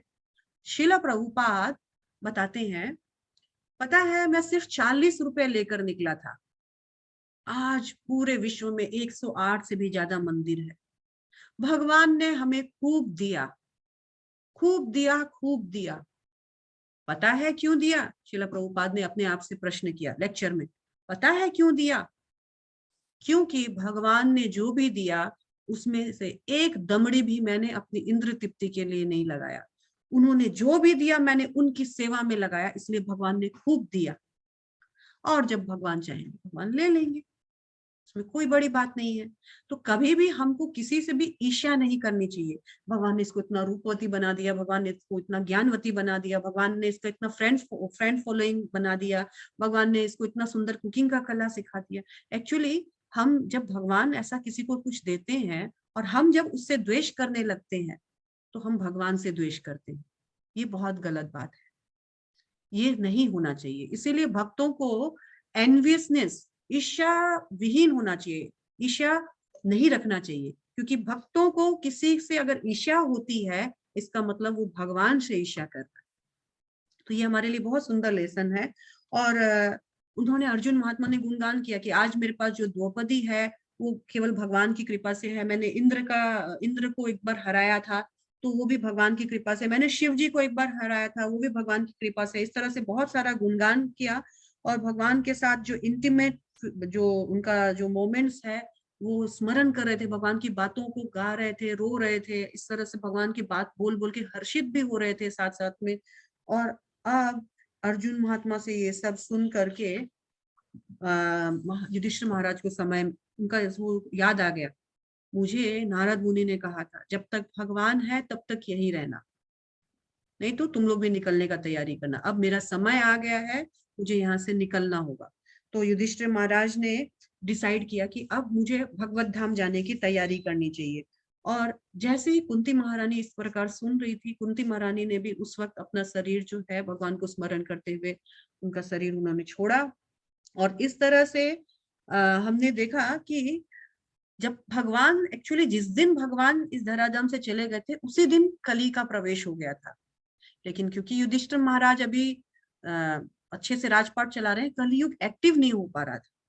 लेकिन युधिष्ठिर महाराज को समझ में आ गया कि अब कलयुग का थोड़ा थोड़ा लक्षण स्टार्ट हो गया है, कलयुग आने वाला है, तो अब मुझे यहाँ से अपना भगवत धाम जाने का तैयारी करना चाहिए। उन्होंने परीक्षित को राज्य अभिषेक कराया, परीक्षित और राजा बनाया। इस तरह से राजा कैसे बने परीक्षित राजा, ये प्रश्न का उत्तर उनको मिल गया और परीक्षित को राजा बनाया। और युधिष्ठिर महाराज सब कुछ त्याग करके वैरागी जैसा जीवन बिताकर नॉर्थ की ओर चले। उनके भाइयों, उनको जाते हुए देखकर उनके भाइयों ने भी उनको अकम्पनी किया, द्रौपदी ने भी अकम्पनी किया, और सबने अपना अपना जो है उस जगह जाकर अपनी और तपस्या करके वहां पर अपना अपना भौतिक शरीर त्यागा। इधर विदुर जी भी जो है उन्होंने भी प्रभास क्षेत्र में अपना शरीर त्याग दिया था। और इस तरह से सारे पांडव जो है वो समय, उचित समय में उन सब ने अपना अपना शरीर त्यागा। इस 15th नंबर जो चैप्टर है, इसका जो लास्ट श्लोका है 51th number chapter, 51th number shloka, ये हम एक बार देख लेते हैं। 15 का 51th नंबर श्लोका, इसमें बताया गया है पांडु पुत्रों द्वारा जीवन के परम लक्ष्य भगवत धाम के लिए प्रस्थान का यह विषय अत्यंत शुभ तथा परम पवित्र है। अतएव जो भी इस कथा को श्रद्धा पूर्वक सुनता है वह जीवन की परम सिद्धि भगवत भक्ति को निश्चय ही प्राप्त होता है। श्रील प्रभुपाद की जय। तो हम लोग पांडवों के विषय में इस प्रकार सुनते हैं। तो इस चैप्टर में, इस अध्याय में बताया गया है कि क्योंकि पांडवगण शुद्ध भक्त थे, उनका गमन का जब हम यात्रा सुनते हैं तो भगवान की शुद्ध भक्ति हमें भी प्राप्त होती है। यहाँ पर हमने देखा परीक्षित महाराज का जन्म और परीक्षित महाराज कैसे राजा बने, ये हो गया। अब परीक्षित महाराज राजा बन के कैसे कर्म करते हैं और वो कैसे त्यागी बने, ये दो पार्ट बच गया। तो अभी राजा बन गए। अब परीक्षित महाराज जब राजा बने तो ब्राह्मणों का, और उन्होंने भी अपना गुरु कृपाचार्य ही बनाया, एक्सपीरियंस गुरु थे। ब्राह्मणों का और कृपाचार्य का गाइडेंस में, प्लस अपने उन्होंने जो दादाओं से जो सीखा था उसके अंतर्गत इन्होंने खूब सुंदर अपना जो राजपाट है खूब सुंदर तरीके से चलाया। 4 नंबर श्लोका में हम देखते हैं, 16 नंबर चैप्टर का 4 नंबर श्लोका। एक बार जब महाराज परीक्षित दिग्विजय करने निकले तो उन्होंने देखा कि कलयुग का स्वामी, जो शूद्र से भी निम्न था, राजा का वेश धारण करके गाय तथा बैल के जोड़े से के पांवों पर प्रहार कर रहा था। राजा ने उसे पर्याप्त दंड देने के लिए तुरंत पकड़ लिया। तो क्या हुआ, एक बार परीक्षित महाराज जब ऐसे देखे कि एक बैल और एक गाय को एक शूद्र, राजा के वेश में एक शूद्र जो है, क्यों शूद्र बोला गया, एक्चुअली वो राजा के वेश में था लेकिन उसका कार्य शूद्र जैसा था, वो उनका पांव में मार रहा है। तुरंत परीक्षित महाराज को बहुत क्रोध आया और परीक्षित महाराज ने अपना तलवार निकाला। जैसे ही परीक्षित महाराज ने तलवार निकाला, लेकिन फिर परीक्षित महाराज ने उसको क्षमा कर दिया। जैसे ही सोनक ऋषि ने सुना, अरे गाय और बैल के साथ इतना दुर्व्यवहार किया, क्षमा कर दिया, परीक्षित ने क्षमा क्यों किया, उसको तत्क्षण मार क्यों नहीं दिया? ऐसा सौनक आदि ऋषियों के मन में प्रश्न आ गया, अरे ये कोई क्षमा करने की बात है, तत्क्षण मारा क्यों नहीं? ये प्रश्न उन्होंने अपने गुरु से पूछा, सूत गोस्वामी से पूछा, क्यों उसको पनिश नहीं किया, क्यों उसको मार नहीं दिया तुरंत? तो फिर 5वें नंबर श्लोका में इन्होंने पूछा कि मार देना चाहिए था ना, मारा क्यों नहीं? तो 6वें नंबर श्लोका में बताया, आप इसके बारे में हमको तभी बताइएगा अगर ये बातें भगवान से रिलेटेड है, तो भगवान की कथाओं से रिलेटेड है, नहीं तो हमको समय बर्बाद नहीं करना है। तो सुत गोस्वामी ने कहा, हाँ, भगवान से रिलेटेड हर बातें मनुष्य को सुनना चाहिए। और जो 7वां नंबर जो श्लोका है वो बहुत सुंदर है। सूत गोस्वामी ने कहा कि मनुष्य में जो कुछ ऐसे हैं जो मृत्यु से मुक्ति पाने के इच्छुक होते हैं, उन्हें शाश्वत जीवन प्राप्त होता है। वे मृत्यु के नियंत्रक यमराज को बुलाकर वध किए जाने की क्रिया से बच जाते हैं अगर वो हरि कथा सुनते हैं, यानी वो यमराज के पास में नहीं फंसते जो भी भगवान हरि की कथा सुनते हैं। और कौन भगवान हरि की कथा नहीं सुनते हैं? तो 8वें नंबर श्लोका में बताया, जो लेजी लोग है ना, जो दुष्प्रवृत्ति के लेजी लोग हैं, वो भगवान की कथा सुनने में रुचि नहीं रखते हैं। इस तरह से जब कली के बारे में इस तरह सुना, सूत गोस्वामी आगे बता रहे हैं, परीक्षित महाराज जो है देख रहे हैं कि कली का प्रभाव पड़ने वाला है, तो परीक्षित महाराज सभी जगह दिग्विजय करने के लिए निकल पड़े। और जब परीक्षित महाराज दिग्विजय करने के लिए निकले तो जहां जहां गए थे ना, पांडवों का बहुत गुणगान सुन रहे थे, बहुत गुणगान, अरे तुम्हारे तो दादा ऐसे थे, तुम तो इस वंश से हो, बहुत आह्वान मिला उनको।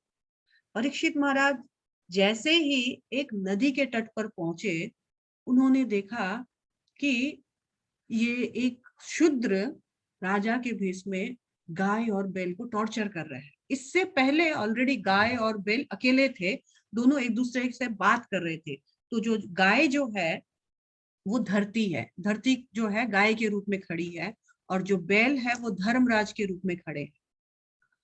तो ये जो धर्म है यानी जो बैल, वो 3 पांव उसके टूटे हुए हैं, एक पांव उसका किसी तरह से खड़ा है एक पांव पर, और ये जो धरणी है यानी जो धरती, वो गाय के रूप में है, बहुत रो रही है, जैसे मानो उसका बछड़ा उससे विहीन हो गया है, वो अब दूध देना बंद कर दी है, बहुत दुखी गाय है।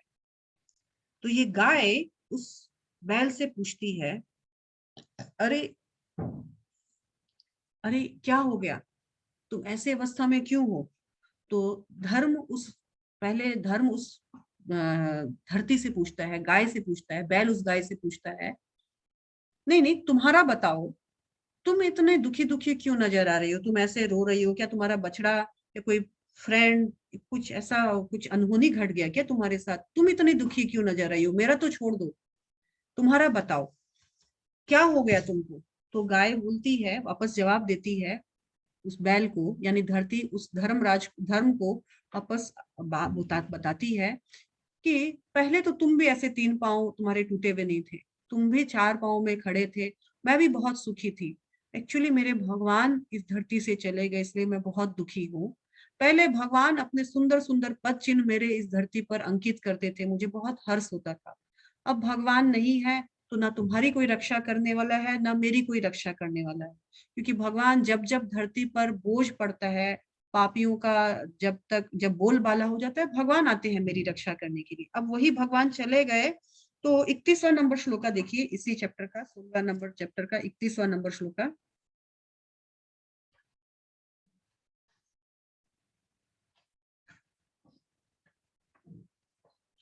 उन्होंने बताया कि मेरे दुखी होने का कारण क्या है।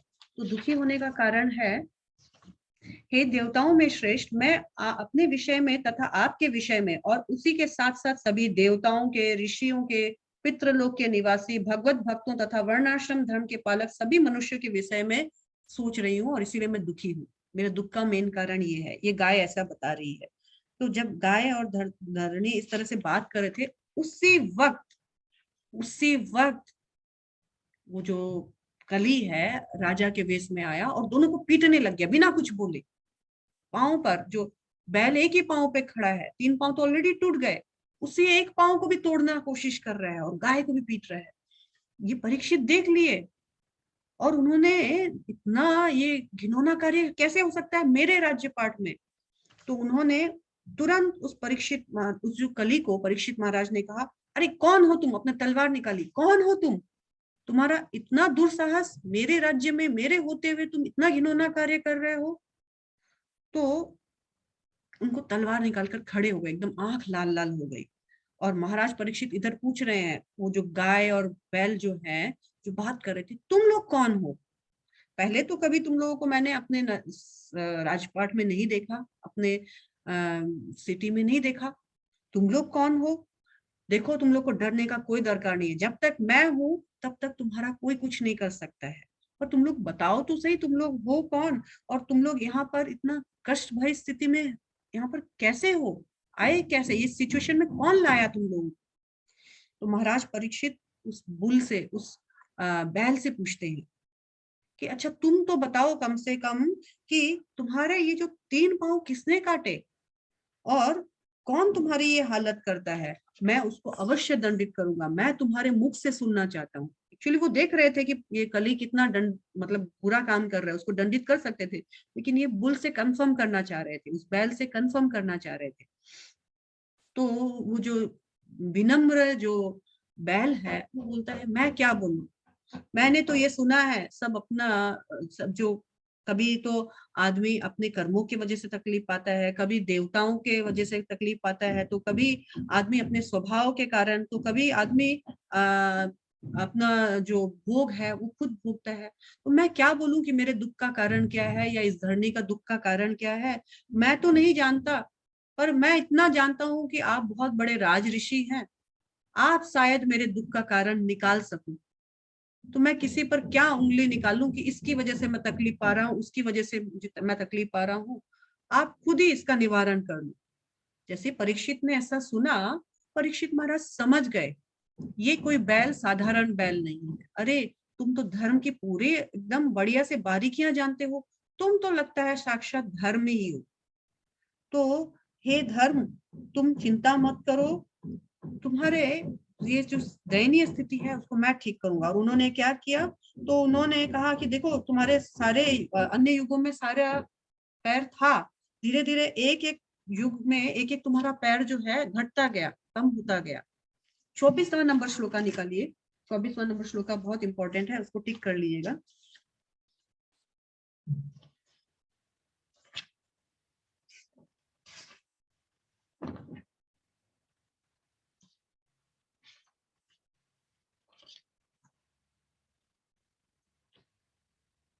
हे माता, आप सारे धन की खान है, कृपया करके, सॉरी मैं 16 नंबर निकाली, 17 नंबर का 24वां नंबर है, तपासोचम दया सत्यम इति पादाकृते कृता अधर्म श्रेष्ठयो भग्ना। और फिर जो इंपॉर्टेंट है, सम्य संग मदे तवा। सतयुग में तुम्हारे चारों पैर तपस्या, पवित्रता तथा दया, सच्चाई के 4 नियमों द्वारा स्थापित थे। तो 4 पैर कौन था धर्म का? तो तपस्या, दया, स्वच्छता और तपस्या, दया, स्वच्छता और सत्यता, ये चारों पैर तुम्हारे खड़े थे। लेकिन किंतु ऐसा प्रतीत होता है कि अहंकार, काम वासना तथा नशे के रूप में सर्वत्र व्यास अधर्म के कारण तुम्हारे 3 पांव टूट चुके हैं। लेकिन ऐसा प्रतीत होता है कि जैसे जैसे अधर्म बढ़ा, हर युग में तुम्हारे बाकी के 3 पांव टूटते गए। तो कैसे टूटते गया? तो सम्य अहंकार, संग यानी स्त्री, और मदे यानी नशा। हम देखते हैं 4 नियम पालन जो है ना, no meat eating, no intoxicant, no illicit relationship, no gambling. तो यहाँ पर संग मतलब नो इलिसिट रिलेशनशिप, मदे मतलब नो इंटॉक्सिकेंट्स, और सम में अहंकार यानी जीव दया नहीं होना, मीट ईटिंग करना। जब धन बढ़ जाता है, जब आदमी अपने आप का स्थिति भूल जाता है, तब वो अहंकार वश अन्य जीवों को खाता है। तो ये 3 चीज ऑलरेडी स्टार्ट हो गई थी। अब कलयुग में एक पांव पर, सत्यता पर खड़ा था ये, वो भी कलयुग हिला रहा है, उसको तोड़ देगा, सत्यता भी भंग कर देगा। तो अभी महाराज बोल रहे हैं कि देखो, तुम इससे 4 पांव पे खड़े थे, लेकिन आज तुम सिर्फ एक ही पांव पे खड़े हो। क्यों? क्योंकि कलयुग का प्रभाव है। कलयुग के प्रभाव के कारण तुम एक पांव में आ गए। मैं पृथ्वी का और धर्म का, मतलब मैं तुम्हारा और पृथ्वी का रक्षा करूंगा, लेकिन तुम डरो मत, ये तुम्हारा कुछ नहीं बिगाड़ेगा। अब क्या किया इन्होंने? कलयुग की तरफ देखा, कली की तरफ देखा, कलयुग की तरफ नहीं, कली की तरफ देखा, और कली समझ गया अब मेरे को कोई नहीं बचा सकता है। कली ने तुरंत अपना जो ढोंगी वेश है राजा का, वो उतारा और अपने ओरिजिनल वेश में आया, और उन्होंने महाराज परीक्षित के आगे प्रणाम किया और बोला, मैं आपके शरणागत हूँ, शरणागत की रक्षा करना आपका कर्तव्य है, आप मुझे मार नहीं सकते। तो शौनक ऋषि लोग का प्रश्न था, क्यों नहीं तुरंत मार दिया? क्योंकि ये भगवान की शरण में आ गए थे। शरणागत, सॉरी, भगवान नहीं, उस महाराज की शरण में आ गए थे। कभी भी शरणागत का वध नहीं हो सकता है। तो इन्होंने, परीक्षित महाराज ने कहा कि ठीक है कि मैं तुमको मारूंगा तो नहीं, लेकिन मैं तुम क्योंकि अधर्म बंधु हो, तुम अधर्म का साथ देते हो, इसलिए मैं तुमको अपने राज्य में स्थान भी नहीं दे सकता। तो तुमको मेरे राज्य से बाहर निकलना होगा। ये प्रार्थना करने लगे, महाराज आप तो पूरी पृथ्वी पर छाए हुए हो, तो आपकी इतने बड़ी पृथ्वी में सभी जगह आपका राज्य है, इसका मतलब क्या मैं इस पृथ्वी में कहीं नहीं रह सकता? आप सबको शेल्टर देते हो, आप मुझे भी शेल्टर दो, मुझे कहीं तो रहने का स्थान दो। तो उन्होंने कहाँ रहने का स्थान दिया? तो 38 नंबर श्लोका निकालते हैं, 38वां नंबर श्लोका।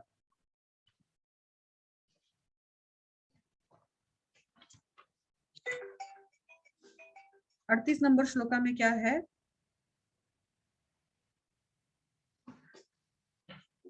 सूत गोस्वामी ने कहा, कलयुग द्वारा इस प्रकार याचना किए जाने पर महाराज परीक्षित ने उसे ऐसे स्थानों में रहने की अनुमति दी जहां जुआ खेलना, शराब पीना, वेश्यावृत्ति तथा पशुवध होते हैं। तो कहाँ दिया रहने के लिए दिया? श्लोका में देखिए, धूतम पानम स्त्रिया सुना।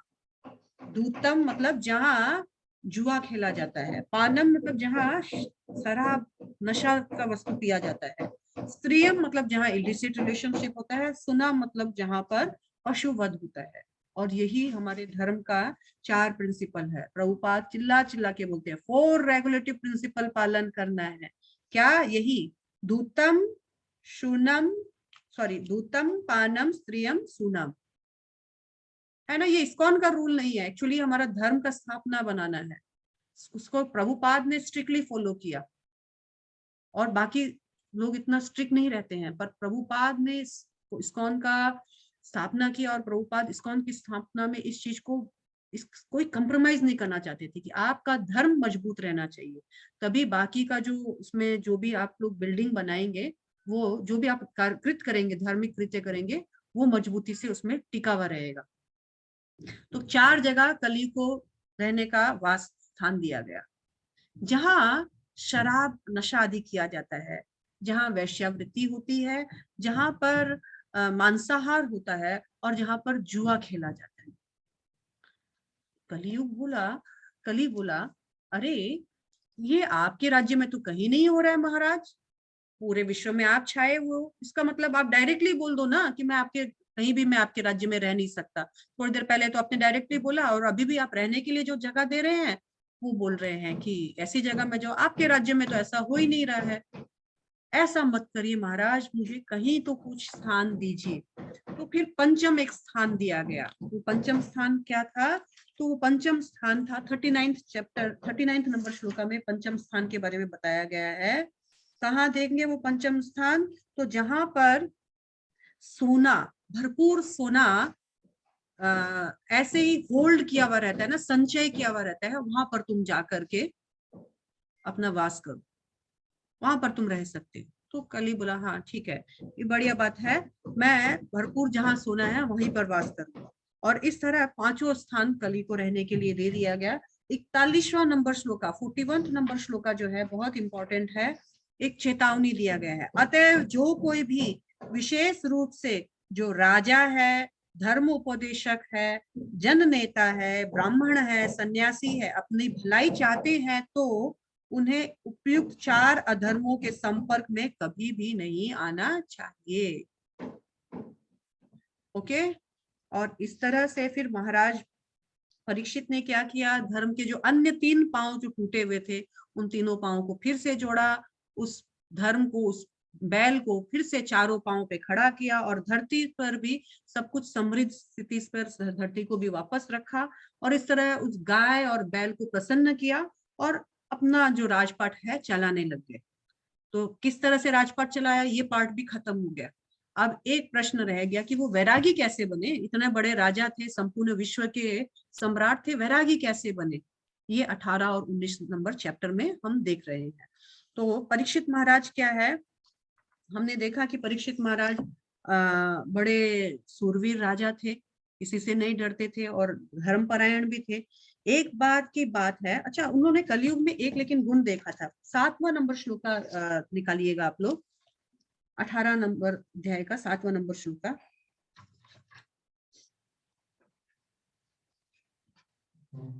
महाराज परीक्षित मधुमक्खियों की तरह यथार्थवादी थी, जो केवल पुष्प के सार को ग्रहण करती थी। वे यह भली भांति जानते थे कि इस कलयुग में शुभ वस्तुएं तुरंत ही अपना शुभ प्रभाव डालती है, जबकि अशुभ कर्मों का वास्तविक रूप में संपन्न करना पड़ता है, जिसके प्रभाव जमा सके। अतः उन्होंने कभी भी कली से ईर्ष्या नहीं की। उन्होंने कली को ना चाहते हुए भी रहने का स्थान दिया।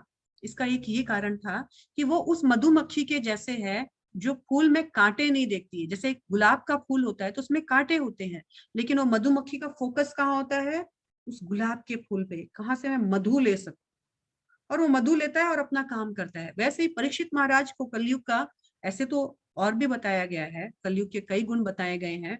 एक तो कलयुग का गुण बताया गया कि कलयुग में कोई हरि नाम लेकर के, हरे कृष्णा कृष्ण कृष्णा हरे हरे, हरे राम राम राम हरे हरे, हरि नाम लेकर ही वो बाकी जो 3 युग में जो कठोर तपस्याएं करनी होती थी, मंदिर निर्माण करके विग्रह स्थापना करनी होती थी, बड़े बड़े यज्ञ अनुष्ठान करने होते थे, मात्र कलयुग में हरि नाम लेकर ही कर सकता है। और यहाँ पर एक और था कि कलयुग में परीक्षित महाराज को मालूम था कि कलयुग में ऐसा होगा कि कुछ भी अच्छा सोचेंगे उसका बेनिफिट तुरंत मिल जाएगा, लेकिन कुछ भी बुरा सोचेंगे लेकिन अगर करेंगे नहीं तो उसका कोई प्रभाव नहीं पड़ेगा। लेकिन इसका मतलब ये नहीं कि बस झूठे झूठे मैं, मेरी कैपेसिटी है, मैं हूँ अरबपति करोड़पति और मैं भगवान को बोलूंगी भगवान मेरे को मन था कि मैं आपको ना बहुत ताजे ताजे एकदम कॉस्टली अल्फेंजो आम चढ़ाऊं, लेकिन क्या करूं कैपेसिटी नहीं है, तो भगवान मैं ऐसे ही मैंने सोच लिया कि मैंने चढ़ाया, आप स्वीकार कर लेना, ये नहीं चलेगा। लेकिन हमारा सद इच्छा अगर अच्छा है तो वो एक्सेप्ट हो जाएगा।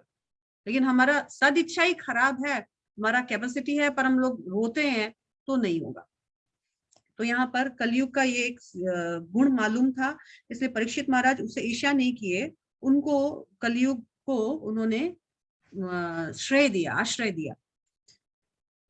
लेकिन 8वें नंबर श्लोक में फिर बताया गया है कलयुग इतना भी बुरा नहीं है, कलयुग तो उनके लिए बुरा है। देखिए अनुवाद में महाराज परीक्षित ने विचार किया कि अल्पज्ञ मनुष्य कली का अत्यंत शक्तिशाली मान सकते हैं, किंतु जो आत्म संयमी है उन्हें किसी प्रकार का भय नहीं है।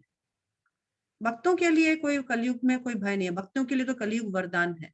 क्यों? भगवान का नाम लेंगे और तर जाएंगे। कलयुग तो उन अल्पज्ञ लोगों के लिए खराब है जो उसके प्रभाव में आ जाएंगे और अपना मनुष्य जीवन का डिग्रेडेशन कर लेंगे। राजा चीते के समान शक्तिमान थे और मूर्ख लापरवाह मनुष्यों की रखवाली करते थे, इसलिए वो मूर्खों पर ध्यान देते थे कि ये लोग कहीं कलयुग के प्रभाव में ना पड़ जाए। तब 10वां नंबर श्लोका देखते हैं। 10वां नंबर श्लोका बहुत इंपॉर्टेंट है।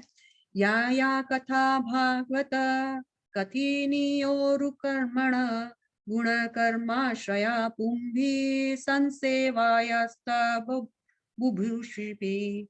जो लोग जीवन में पूर्ण सिद्धि प्राप्त करने के इच्छुक है, उन्हें अद्भुत कर्म करने वाले भगवान के दिव्य कार्यकलापों तथा गुणों का से संबंधित सारी कथाएं अत्यंत विनीत भाव से श्रवण करनी चाहिए। भगवान की जो भागवतम कथा है, इसको अगर हम कलयुग के प्रभाव से बचना चाहते हैं और हम भगवान के शरण में जाना चाहते हैं, तो एकमात्र रेमेडी है भगवान की कथाओं का श्रवण कीजिए, भगवान का नाम का श्रवण कीजिए। तो 10वें नंबर श्लोका में हमने देखा कि किस तरह से सूत गोस्वामी बता रहे हैं कि कलयुग में भगवान की हरि कथा हमारे समस्त दुखों को निवारण कर सकती है। और सूत गोस्वामी फिर बता रहे हैं 13वां नंबर श्लोका देखिए। ये सारे बहुत डायनामिक श्लोकर्स हैं, हमारे जीवन में अगर इन श्लोका का थोड़ा भी छाप पड़ जाए तो हमारे जीवन में गति हो जाए हमारी।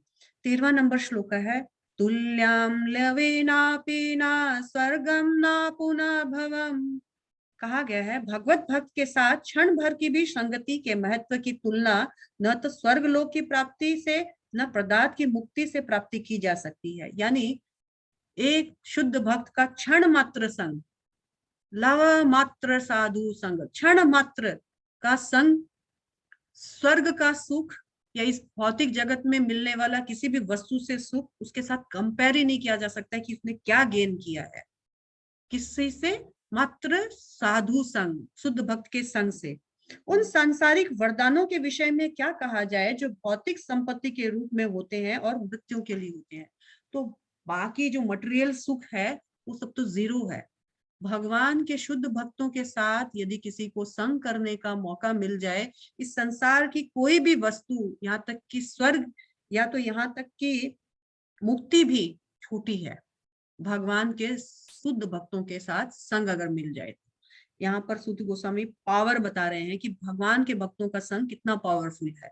स्वर्ग, मुक्ति या इस संसार में कोई भी चीज हमको वो सुख प्रदान नहीं कर सकती है। और 14 नंबर श्लोका में फिर बताया गया है कि भगवान श्री कृष्ण गोविंद समस्त महान जीवों के एकमात्र आश्रय है और उनके दिव्य गुणों की माप शिव ब्रह्मा जैसे योगेश्वर द्वारा भी नहीं की जा सकती है। तो भला जो रसास्वादन में पटु है, जो रसिक है, वह क्या कभी उनकी कथाओं के श्रवण द्वारा पूरी तरह से तृप्त हो सकता है? शुद्ध भक्त कभी भी कितना भी सुना लो, भगवान के बारे में बोलते रहो, एक ही कथा को बार बार बोलते रहो, फिर भी रोज सुन सुन के उससे रस आस्वादन करता है। शुद्ध भक्त भगवान की कथाओं से कभी भी थकता नहीं है। और इस तरह उन्होंने कहा कि परीक्षित महाराज के बारे में, अब परीक्षित महाराज को वैराग्य कैसे आया ये बताओ। तो 18वें नंबर श्लोका में एक बार और देखते हैं, एक बहुत महत्वपूर्ण श्लोका है 18वां नंबर श्लोका।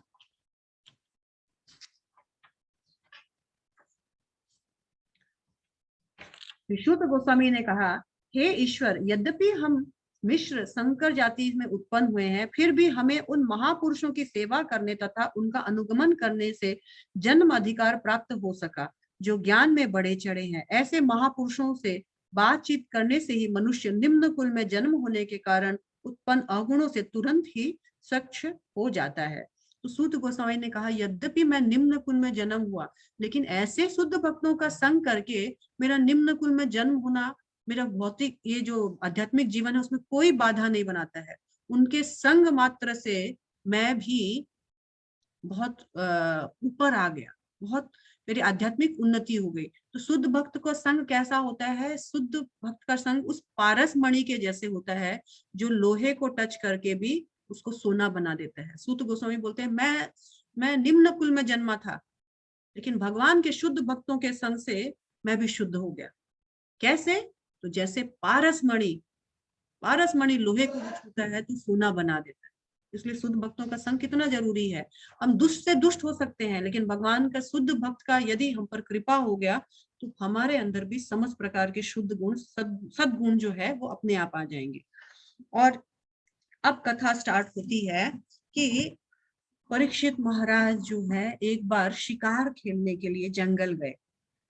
जब शिकार खेलने के लिए जंगल गए उस दिन उनको बड़ा भूख और प्यास लग गया, और वो पानी के तलाश में इधर उधर भटक रहे थे। तभी उनको शमीक ऋषि का कुटिया दिखाई दिया।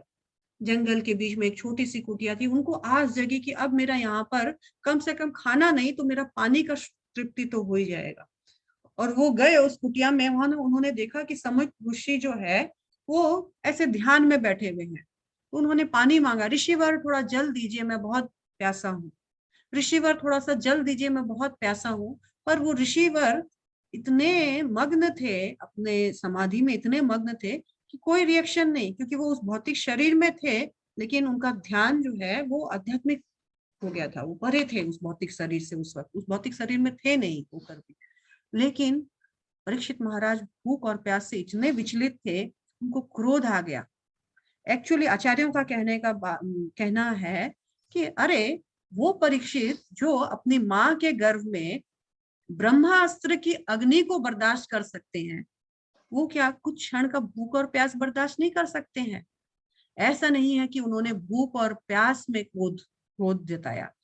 एक्चुअली उनका जो क्रोध है ये कोई अपराध नहीं है, बल्कि भगवान की इच्छा थी कि ऐसा एक नाटक हो ताकि भगवान भागवतम के रूप में आ सके। तो परीक्षित महाराज का जो कभी कभी शुद्ध भक्तों से कुछ गलती होती है तो भगवान की कुछ विशेष योजना होती है उसके पीछे। और महाराज परीक्षित ने उस क्रोधित, जिसके ऊपर उनको क्रोध आया हुआ था, उस शमीक ऋषि को उन्होंने भला बुरा बोला। और वहां से जब लौट रहे थे तो उन्होंने, वो भी देखिए ना भगवान की व्यवस्था देखिए, कहाँ मरा हुआ सांप ऐसे मिल जाता है। वहां पे उन्होंने देखा एक मरा हुआ सांप पड़ा है गेट पे। वो मरे हुए सांप को उन्होंने अपने तीर से उठाया और लगा, अरे तुम यहाँ मरे हुए के समान ये दिखा रहे हो कि मेरे में कुछ एक्शन रिएक्शन ही नहीं है, ये तुमको, ये मरे हुए सांप से ही तुमको मैं सम्मानित करता हूँ, ये तुम्हारे लिए यही माला बेस्ट है। तो उनके गले में पहना दिया उस मरे हुए सांप। और परीक्षित महाराज वहां पर क्रोधित होकर चले गए। इधर परीक्षित महाराज तो गए, लेकिन जो शमीक ऋषि का जो पुत्र है श्रृंगी, वो अन्य बच्चों के साथ खेल रहा था। जब उन्होंने ऐसा खबर सुना कि अरे तुम्हारे पिताजी के गले में तो एक मरा हुआ सर्प है, ऐसे परीक्षित आया था और उनको ऐसे, उन्होंने, परीक्षित ने ऐसा अपमान तिरस्कार किया तुम्हारे पिता का। ये श्रृंगी यद्यपि बालक पुत्र था और अपने पिता से इन्होंने सारी जो जो ब्राह्मण जो गुण है सारे लिए हुए थे, और कई उन्होंने ऐसा सिद्धियां प्राप्त की हुई थी अपने पिता से। लेकिन उम्र नहीं थी इनकी, ज्यादा एक्सपीरियंस्ड नहीं थे, अनएक्सपीरियंस थे, अहंकार में आ गए थे। अहंकार थे तो अपने अपने जो संगी लोगों को है उन्होंने बोला, आप 33 नंबर श्लोका निकाल सकते हैं, 18 अध्याय का 33वां नंबर श्लोका।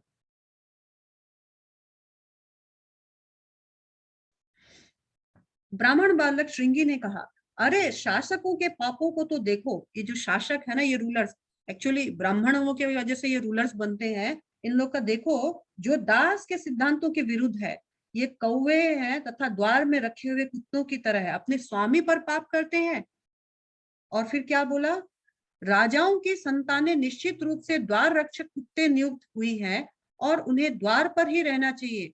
तो किस आधार पर ये कुत्ते घर में घुस आए और अपने स्वामी की थाली में खाने का दावा करते हैं? मेरे पिता से खाना मांग रहे थे, क्या सोच कर आए? ये तो कुत्ते जैसे हैं, ये तो हमारे टुकड़ों पर पलते हैं, हमारी कृपा के टुकड़ों पर पलते हैं। और फिर उन्होंने कहा 35वां नंबर श्लोका, सबों के परम शासक भगवान श्री कृष्ण के प्रस्थान के पश्चात, अरे भगवान क्या गए, हमारे रक्षक तो चले गए, ब्राह्मणों के रक्षक तो चले गए, लेकिन ये उपद्रवी बढ़ रहे हैं, अरे ये शासक बढ़ गए हैं। अतएव इन मामले में मैं इस मामले को मैं पर्सनली अपने हाथ में टेक केयर करता हूँ और मैं इन शासकों को दंड दूंगा। और देखो मेरा पराक्रम, देखो मैं कितना पावरफुल हूँ, मेरा पावर तो देखो। उन्होंने क्या किया, सरंगी ने, मैंने बताया अनएक्सपीरियंस थे, समय से पहले पावर मिल गया, समय से पहले उनको सारा जो सिद्धि प्राप्त हो गया, उसका मिसयूज कर रहे हैं। तो क्या बोल रहे हैं 36 37 में एक साथ देखते हैं। क्रोध से लाल लाल आंखें किए अपने संगियों से कहकर उस ऋषि पुत्र ने कौशिकी नदी का जल स्पर्श किया और निम्नलिखित शब्द रूपी वज्र छोड़ा। उस ब्राह्मण पुत्र ने राजा को इस प्रकार शाप दिया, आज से 7वें दिन अपने वंश के इस सर्वाधिक नीच महाराज परीक्षित को तक्षक सर्प डस लेगा, क्योंकि इसने मेरे पिता का अपमानित करके शिष्टाचार के नियमों को तोड़ा है। उन्होंने मरा हुआ सांप पहनाया था ना, इसीलिए सांप में जो ग्रेटेस्ट सांप तक्षक है उससे मैं डसवाऊंगा। और आज के 7 दिन बाद ये तक्षक नाग आएगा और उस महाराज परीक्षित को मेरे पिता का अपमान का बदला लेगा, उसको डस लेगा, उसका प्राण हर लेगा। और इस तरह से उन्होंने श्रापित कर दिया परीक्षित महाराज को। श्रापित करके उनको भी अच्छा नहीं लग रहा था। अपने घर आए, अपने पिता को देखा कि उनके पिता तो बस ऐसे समाधि में बैठे और वो सांप ऐसे बस लटका हुआ है, मरा हुआ सांप। अपने पिता को इस पोजीशन में देखकर गुहार कर करके रोने लग गया। जब अपने बेटे का ऐसा रोना हुआ आवाज सुना तो तुरंत समाधि से लौट आए और पूछे क्या हुआ, किसी ने तुम्हारा अपमान किया, कोई किसी ने से तुमने कुछ मांगा था, कुछ नहीं दिया, क्यों रो रहे हो बेटा, क्या बात हो गया। तो इस समीक ऋषि श्रृंगी ने सब, समीक ऋषि के पुत्र श्रृंगी ने सब कुछ कहा। जैसे ही अपने पुत्र के मुंह से ऐसा सुना तो समीक ऋषि एकदम हाय हाय करने लगे, ओ ये क्या हो गया कि तुमने इतना बड़ा पाप किया है, इस पाप से तो कभी भी भगवान प्रसन्न नहीं होंगे, तुमसे बहुत बड़ा अपराध हो गया। एक वैष्णव भगवान के शुद्ध भक्त के प्रति तुमने अपराध किया है। तुम्हें जो ज्ञान मैंने दिया था तुमने इमेच्योरली उसका यूज किया है, तुम उसका प्रॉपर यूज नहीं कर पाए। ये राजा तो प्रजा जो राजा तो प्रजा का भगवान होता है, तुमने इस राजा के साथ ऐसा बर्ताव किया। ये राजा तो भगवान का शुद्ध भक्त था, बहुत सुंदर से राजपाट चला रहा था, ये महाभागवत था, तुम्हारी जरूरत कैसे हुई इनको इस तरह से तुमने श्रापित किया। तो समीक भगवान से प्रार्थना करते हैं, हे भगवान मेरे पुत्र से बहुत बड़ा वैष्णव अपराध हो गया, कृपया मेरे पुत्र को क्षमा कर दीजिए, इसने जो भी किया नादानी में किया। और 48 नंबर श्लोका देखिए, वैष्णव के गुण क्या होते हैं। 48 नंबर श्लोका, भगवान के भक्त इतने सहिष्णु, इतने टॉलरेंट होते हैं कि अपमानित होने, ठगे जाने, श्रापित होने, विचलित किए जाने, उपेक्षित होने पर भी अथवा जान से मारे जाने पर भी कभी बदला लेने का नहीं सोचते हैं। भगवान के भक्त बहुत दयालु होते हैं, क्षमाशील होते हैं, वो अपने प्रति किया गया कोई भी अपराध को लेते नहीं है। अगर आप वैष्णव है तो कभी भी किसी से नाराज नहीं हो सकते हैं। वैष्णव वैष्णव तुरंत क्षमा कर देता है, क्यों, क्योंकि वो हरिजन होता है, उसको मालूम है कि ये भी काल की परिस्थिति में है, इससे कुछ भी गलती हो सकती है, और तुरंत क्षमा करके वैष्णव का क्वालिटीज बता रहे हैं यहाँ पर देखिए। और इस तरह से उन्होंने प्रार्थना की। और अब क्या किया जाए, उनको लगा कि परीक्षित को ये खबर मिलनी चाहिए कि मेरे बेटे ने ऐसा कुछ कार्य कर लिया है। तो 19वां नंबर श्लोका हम देखते हैं। 19वां नंबर श्लोका में अब परीक्षित को भी इधर जो है बहुत ग्लानि हो रही है, मैं ऐसा क्यों किया, मैंने कभी ऐसा अपमान नहीं किया ऋषियों का, ब्राह्मणों का, ऐसा मेरे से कैसे हो गया, मैंने क्यों किया। इस तरह से वो सोच रहे हैं और वो भगवान से प्रार्थना कर रहे हैं कि हे भगवान, मुझसे जो घिनौना जो हरकत हुआ है उसके लिए मुझे अवश्य दंडित दें। आप चाहें तो मेरा राज्य मुझसे छीन ले, मेरा बल मुझसे छीन ले, मेरा धन मुझसे छीन ले, मेरा परिवार मुझसे छीन ले, मेरा सब कुछ छीन के मुझे कंगाल बना दीजिए, ताकि मैं ऐसी गलती कभी ना करूं। ये मैंने ऐसा क्यों किया। आप श्लोका नंबर 2 देखिएगा, 19 का।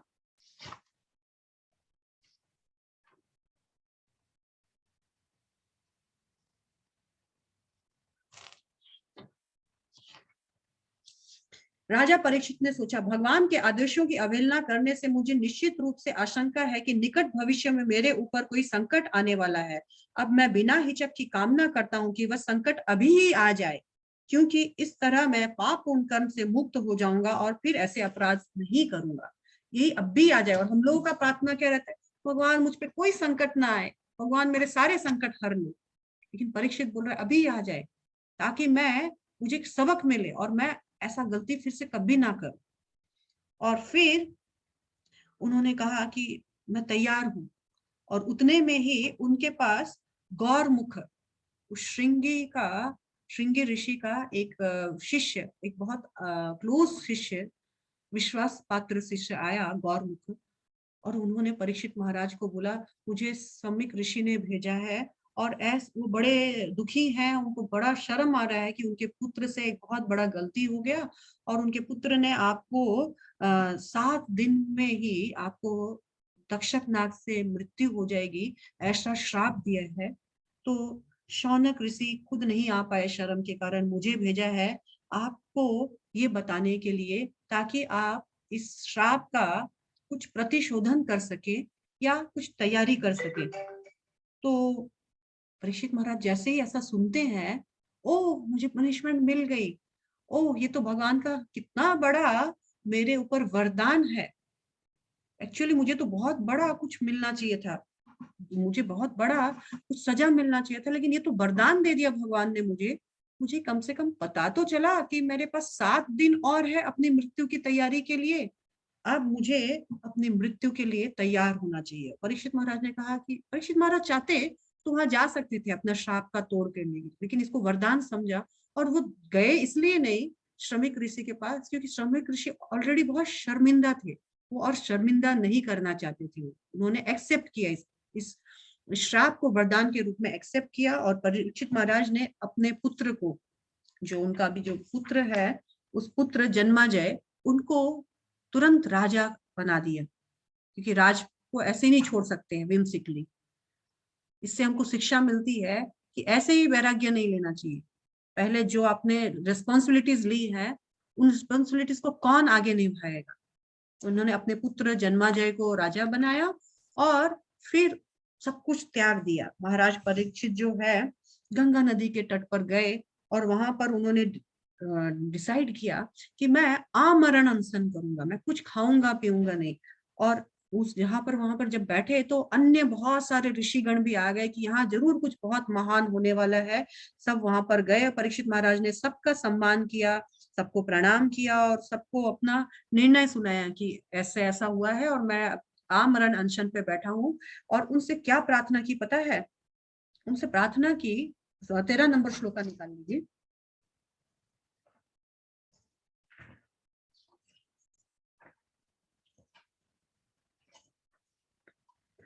भाग्यशाली राजा ने कहा, निसंदेह मैं समस्त राजाओं में अत्यंत धन्य हूँ जो आप जैसे महापुरुष का अनुग्रह प्राप्त करने का अधिकारी हूँ। कि आप लोग आए हैं मेरे पास, मैंने इनवाइट नहीं किया फिर भी आप लोग मेरे पास आ गए, मैं कितना सौभाग्यशाली हूँ।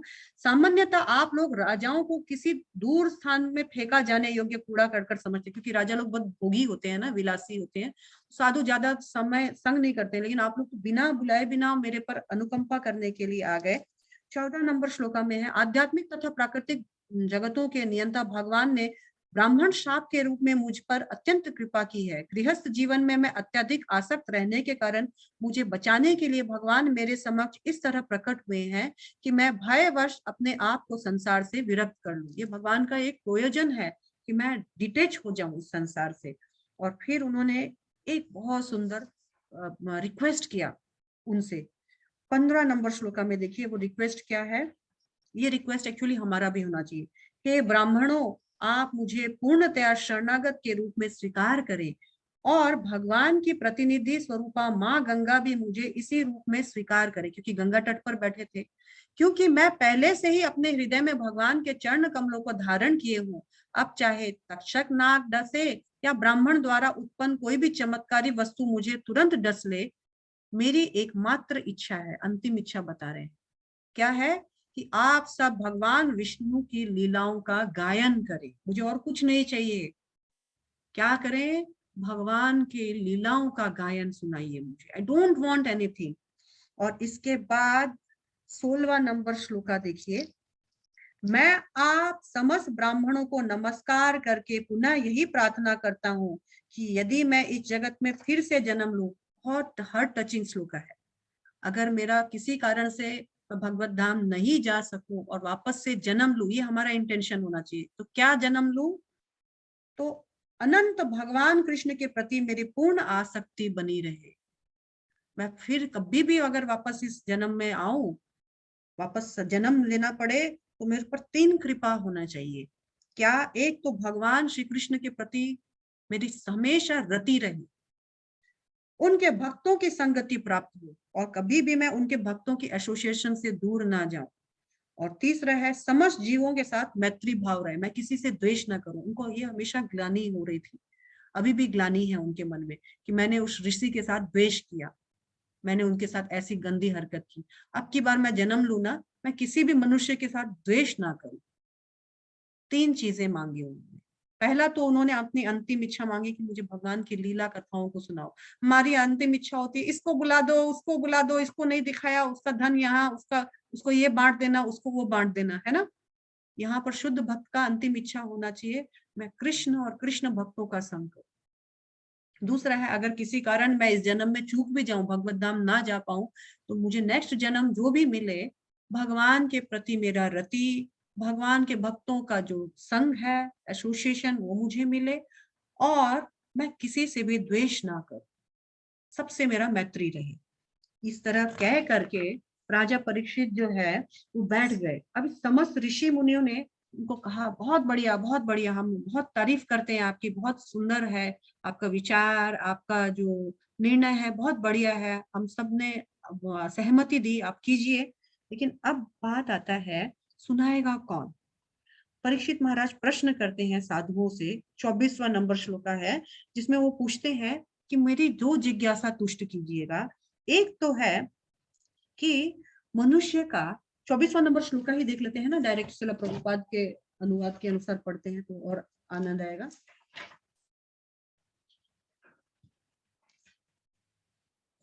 24वां नंबर श्लोका है, हे विश्वास पात्र ब्राह्मणों, अब मैं आपसे सद कर्तव्य के विषय में पूछ रहा हूँ। मतलब पीपल इन जनरल, मनुष्य का क्या कर्तव्य होना चाहिए, सारे जन सामान्य लोगों का कर्तव्य क्या होना चाहिए।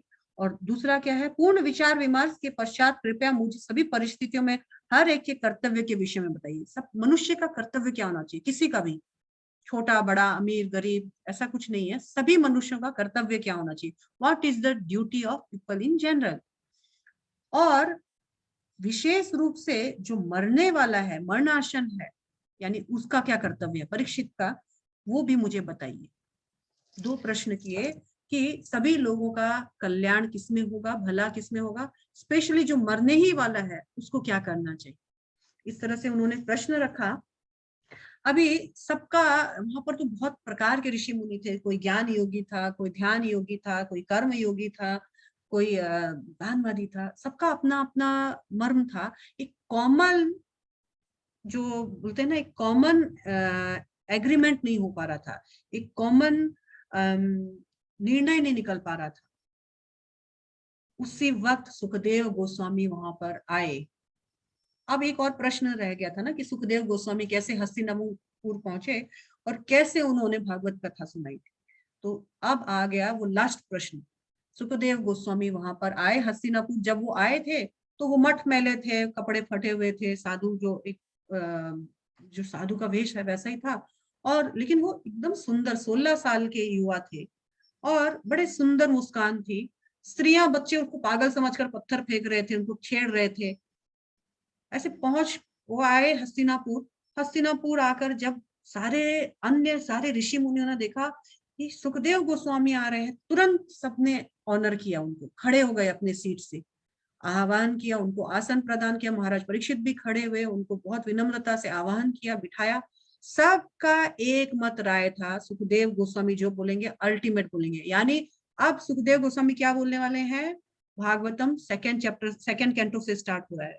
यानी जब भागवतम जो है वो परम प्रमाण है, सबका मुंह बंद हो गया यहाँ पर, सबने उनको वेलकम किया और सबने कहा आपका जो राय है वो फाइनल है।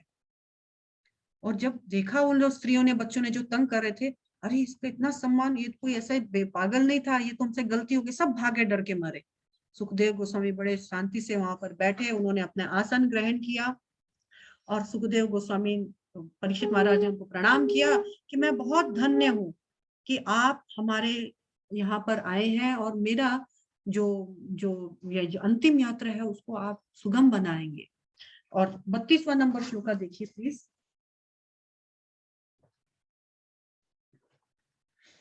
अहो अधम वयम ब्राह्मण सत् सेवया छत्र बंधव कृपया तीर्थी रूपेण भवत तीर्थ का पिता। भाग्यशाली राजा परीक्षित ने कहा, हे ब्राह्मण, आपके यहाँ पर मेरे अतिथि के रूप में उपस्थित होकर हम सबों को तीर्थ स्थल में बदल दिया है। आपकी कृपा से हम अयोग्य राजा भक्त की सेवा करने में सुपात्र बनते हैं, और आपकी कृपा ही होती है तभी हम किसी भक्त के बारे में समझते हैं और उनकी सेवा करते हैं। मैं बहुत धन्य हूँ कि आप हमारे यहाँ आए, आप जैसे तीर्थ हम लोगों को आकर के मात्र अपना प्रेजेंस एसोसिएशन से ही पवित्र कर दिया आप लोगों ने। अब मुझे एक ही बात बताइए भगवान, कि मेरा आपसे जिज्ञासा है कि अच्छा, आपका आने का कारण भी क्या है पता है? आपका आने का कारण है आप पांडवों के प्रति बहुत अनुग्रह है, और पांडव मेरे रिलेटिव है ना, इसलिए आपने मुझ पर कृपा की है। अदरवाइज मेरा कोई अपना क्षमता नहीं था कि आप मुझ पर कृपा करते। देखिए इस पूरे कैंटो में हमको एक बात पता चलती है, जो भगवान के भक्त होते हैं उनके बच्चों की जिम्मेवारी भी भगवान लेते। परीक्षित महाराज, क्योंकि कुंती और पांडव भगवान के परम भक्त थे, परीक्षित की रक्षा करना भगवान ने अपना कर्तव्य समझा और बड़ी सुंदर से रक्षा भी की। आज परीक्षित वापस मृत्यु की ओर जा रहा है, भगवान ने सुखदेव गोस्वामी के माध्यम से उनको फाइनली एनलाइटन किया।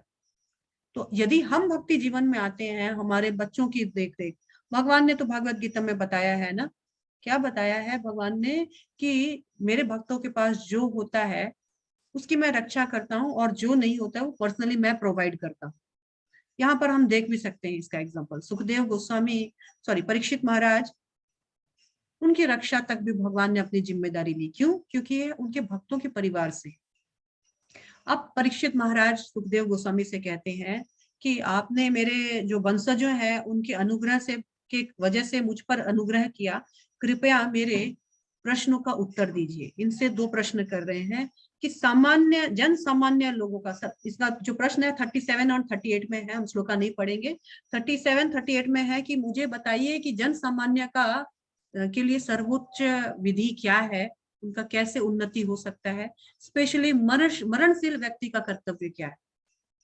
और दूसरा है कि कृपया मुझे बताइए मनुष्य को क्या सुनना, बोलना, स्मरण करना चाहिए और क्या सुनना, स्मरण, बोलना नहीं चाहिए, ये मुझे बताइए, मेरी आपसे जिज्ञासा है। और सुखदेव गोस्वामी ने बहुत प्रसन्न होकर के इनके प्रश्नों को स्वीकार किया और बड़े मुस्कुराते हुए उत्तर देने के लिए आगे बढ़े। इस तरह से हमने फर्स्ट कैंटो समाप्त किया और हम सेकेंड